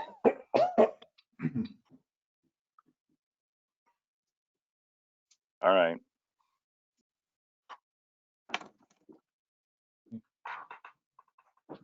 Okay, I'd like to, if we can move on to, I guess, is Dave Manhart here? I'm here. Okay, I asked Dave if he could talk a little bit about the comprehensive plan schedule and planning commission involvement in the development of the comprehensive plan, because that coming up, and I would like to see us involved more, and I know there are others that would like to do that as well. So I asked Dave to talk a little bit about, you know, where you are and the schedule, and of course another part of this is we've made some decisions dependent on the comprehensive plan, and I'd just like to see, and these were including the one last month, and there's been a couple others, I believe, that we've said we're working on the comprehensive plan now, and you know, wait till that's done, just to see where we are, what's going on, and how we can become more involved as the planning commission. So I'll turn it over to Dave. Yeah, and you know, one of the big picture I'll kind of start out with is we strategized as staff to kind of put the public outreach first, where we kind of asked public for their thoughts on what direction we should go in. And then that would follow into like the next section where there's more involvement. So the portion of the plan that we're in now is we have the existing conditions now, then the where to grow, and now we're starting into the how to grow. And the outcome of once we get through the how to grow provides enough information for involvement in specific topic areas, and at the planning board, planning commission. So that's kind of was the broad timeline. Was planning commission involvement was going to be, you know, once we got that public comment completed.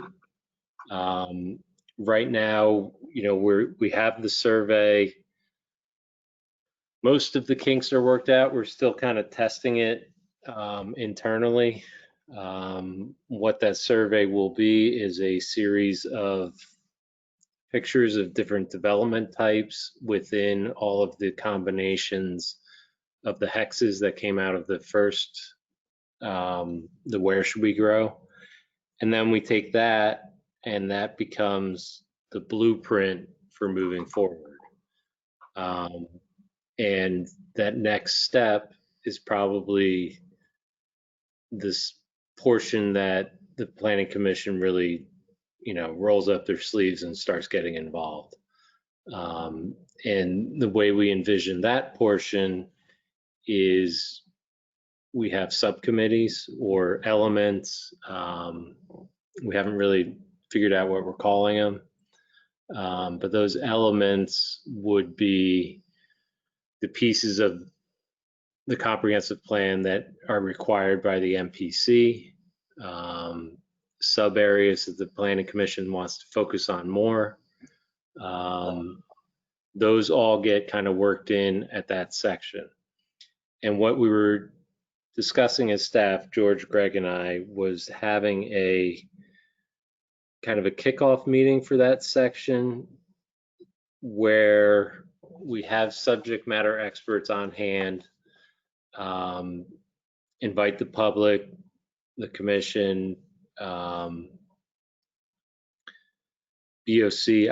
We'll have to figure out if we're going to do a joint meeting. But we have this session, and it'll have to be remote, where we have the subject matter experts kind of discussing their section, and people can rotate in between those rooms, so to speak, and determine where their interests lie and volunteer for those specific elements to get on that committee to help craft that piece of the comp plan and make recommendations for moving forward. So that's kind of the summary of where we kind of envisioned involvement and kind of where we are. The survey, I'm thinking, end of next week, launching it. We're going to send out postcards with QR codes and web links, blast it through the blog, the website. So hopefully we can get a big level of engagement on this portion of it. So that's kind of big picture. If there's any questions on that, or George or Greg, if you have anything to add. Welcome back, Greg.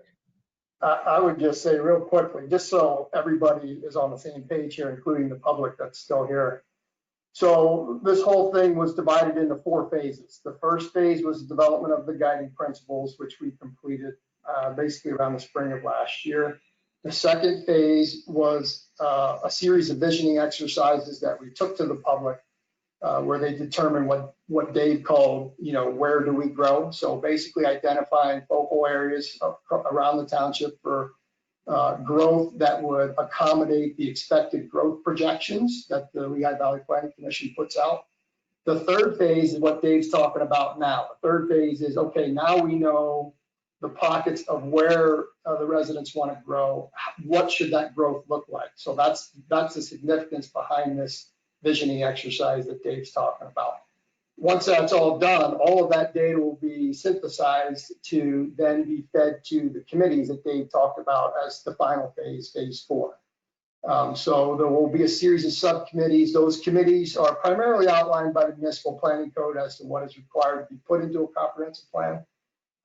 So as Dave said, the hope is to engage a subject matter expert for each element and then proceed, then have them use that data that's been, collected and analyzed to this point to formulate some goals and, objectives for the township moving forward.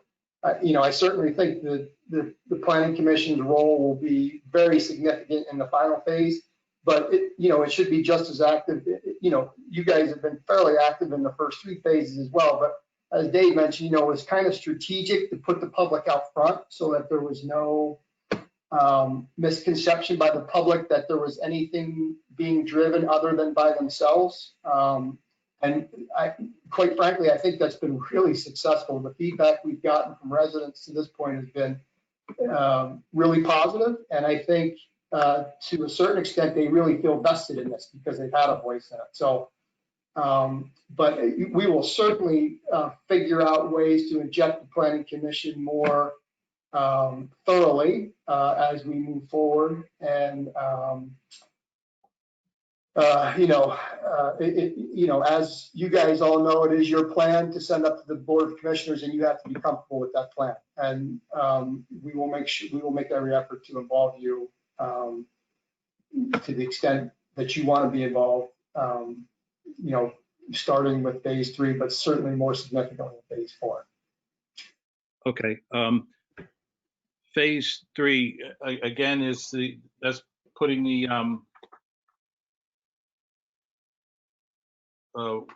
what should this look like, or what is that again? We're calling it How Should We Grow? Yeah.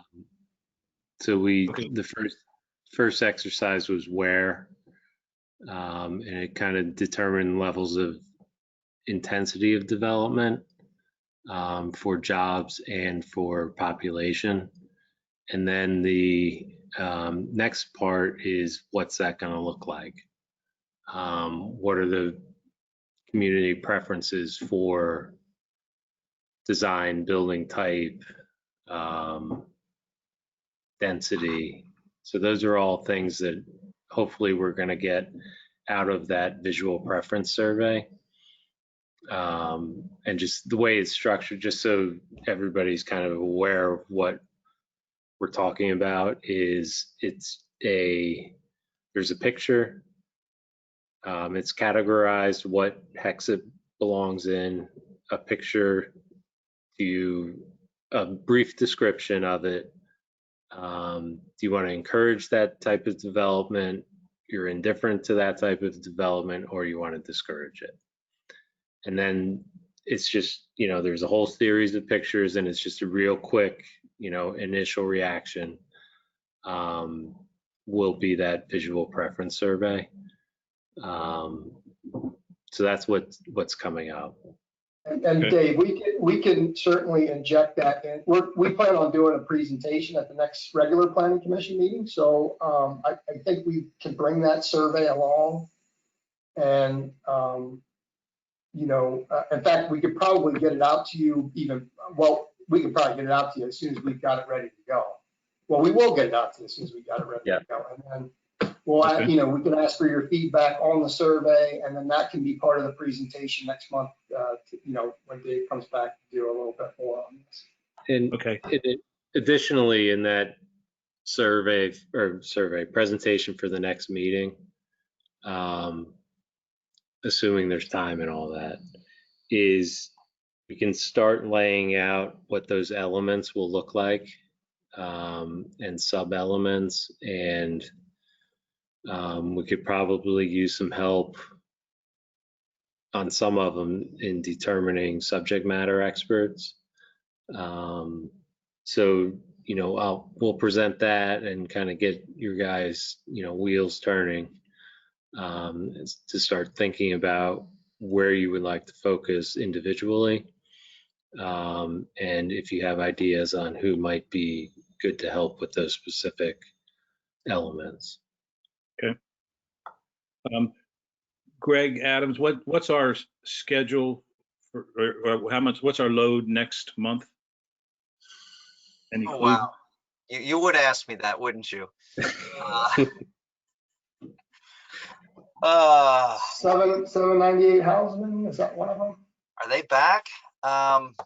The Jandal sketch plan. Jandal development. Yeah, the Jandal sketch plan.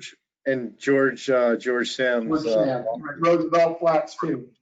Yep. I think that's 3. Well, I meant Roosevelt Flats 2 because Jeff Stroff was Roosevelt Flats 1. Yeah. Well, this basically nothing but a re-subdivision, so that should go very quickly. Okay. The question is really, is there time for the comprehensive plan next month, or do we need to have a separate meeting? I think we've got time. We're certainly Okay. not looking at a ridge farm, full of agenda items. So I think we got plenty of time.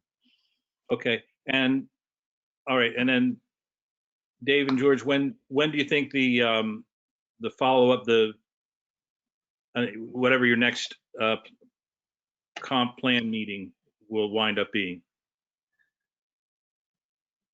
I'm thinking it'd probably be sometime in November. It kind of depends on how long we want to keep the survey open. We were thinking a month is a good time. But, that's kind of determined by responses. And, if we feel like we need to leave it open longer to get more responses and do another blast to try and get some more people involved, we may extend that. But again, I think at the next meeting, laying out those elements and how you guys as a board would get involved, and then also individually, if you feel strongly or would like to volunteer for specific elements, it'll be a good opportunity to get you guys kind of thinking about it and give you more of an idea of what comes after this survey.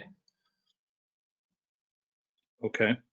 All right. So we'll do it that way, included in next month's meeting, and then we'll look forward to how the rest is going to fall out of this. You're doing this survey now, or we'll be sending that out? Yeah, it'll shortly? be shortly. Yeah. Okay. I think our interest is, we did make some commitments to people that, or some decisions are based on, we deferred them to the comprehensive plan. And I kind of want to just see that moving along at a reasonable pace. Yep. And folks that are still on the phone, to me, this is the place to where we can have the most influence on the plans for the township, is with the comprehensive plan. Anything else on the courtesy of the floor? I just want to point out that, yeah, the comp plan, we're rolling into that. But if I recall, everybody wants to then move directly into the zoning ordinance, which you guys are going to have a lot of work with that one. We're probably going to suggest a fairly major overhaul of the zoning ordinance. And of course, the zoning map is going to be part of that. So you guys are in for a heavy workload for a while. So keep that in mind. I would also like to prioritize the zoning map in that plan also, because that's what really drives it, I think. I guess I have a rhetorical question. Is there any way we can, I know we've made great efforts and I think we have been somewhat successful in just letting the public know that they really need to provide their input during this comp plan, especially because it influences the zoning. When they come to the planning commission meetings at the 11th hour, it doesn't always, it's a little late at that point. So exactly. I agree, and I think COVID is obviously going to hamper the plans that everyone had with this moving forward, and I think it's going to be a little bit of a challenge to engage the public. So I don't know if we want to brainstorm about ways to get out to them. And that's one of the good things about a digital survey, especially in the time of COVID, is people are frankly used to sitting in front of their computer. And then the idea of using postcards to get it out to all the residents is another big thing that should solicit more responses, and put in there, now's your chance to get involved, and put your opinion out there. So I kind of see an upside for the survey. We had grand plans of having a kickoff meeting and, in the parking lot with food trucks and all that. So we had to shift gears and, we're working through it, and trying to use the digital platforms. There's some companies that specialize in public engagement on digital platforms, that we're going to try and reach out to and see if they have any suggestions in moving forward. So definitely something that we're aware of and want to increase involvement, and trying to come up with the best way to do that, especially, in this day and age under the pandemic. I have a suggestion, and maybe Greg can opine on this. I looked at our last meeting's agenda packet, and we always had the comprehensive update, the second or the third last item. Maybe we should just put that as a 5-minute upfront while we have our biggest audience. Even if there's no update, that, this is what we're working on, this is the website. Because we had 17 people now, and we had 60 some at the beginning. So the more people that see it, maybe the better. Yeah, that's certainly doable if that's where you want to go. I mean, George could do his, this is where we're at, this is the website, this is our blog, this is where to go take pictures. So, you have our biggest audience at 7:30 rather than 10:57. Yeah. So, And do you think it's a great idea, because those people want to be involved. They're here for a reason. They want to get involved. So to be able to put that right in front of them and say, here's what we're working on, here's how you can get involved and shape your future of your community. Right. And there's still people in our citizenry that doesn't even know this is going on, but they might have got a postcard that somebody wants to build a X down the street, and now, this is great, or it just gets more eyes on it. That's all I'm thinking. Yeah, and certainly I would recommend that we just don't do our regular update that we've done, which basically assumes everybody knows what we've talked about lately. You almost Right. have to do a little 30-second spiel on what the comp plan is every time, because we can't assume that people who attend the meetings know this stuff. So, Correct. yeah. George can script something up for himself. He's a salesman. I think that's a great idea. And I would just add that, if it needs to be a very lengthy presentation, we could certainly do an abbreviated one at the beginning of the meeting to keep everybody, interested, and say, hey, hang on to the end of the meeting for the full presentation. And if there's even a way to direct them then to, we could put a link on the South Whitehall compplan.com. If they didn't watch the rest of the meeting, maybe we could, put the link there for them to, join into the go-to meeting later. Yep. That's a good idea. Okay, anything else? I will entertain a motion to adjourn. I moved. We have a second? Second. Roll call.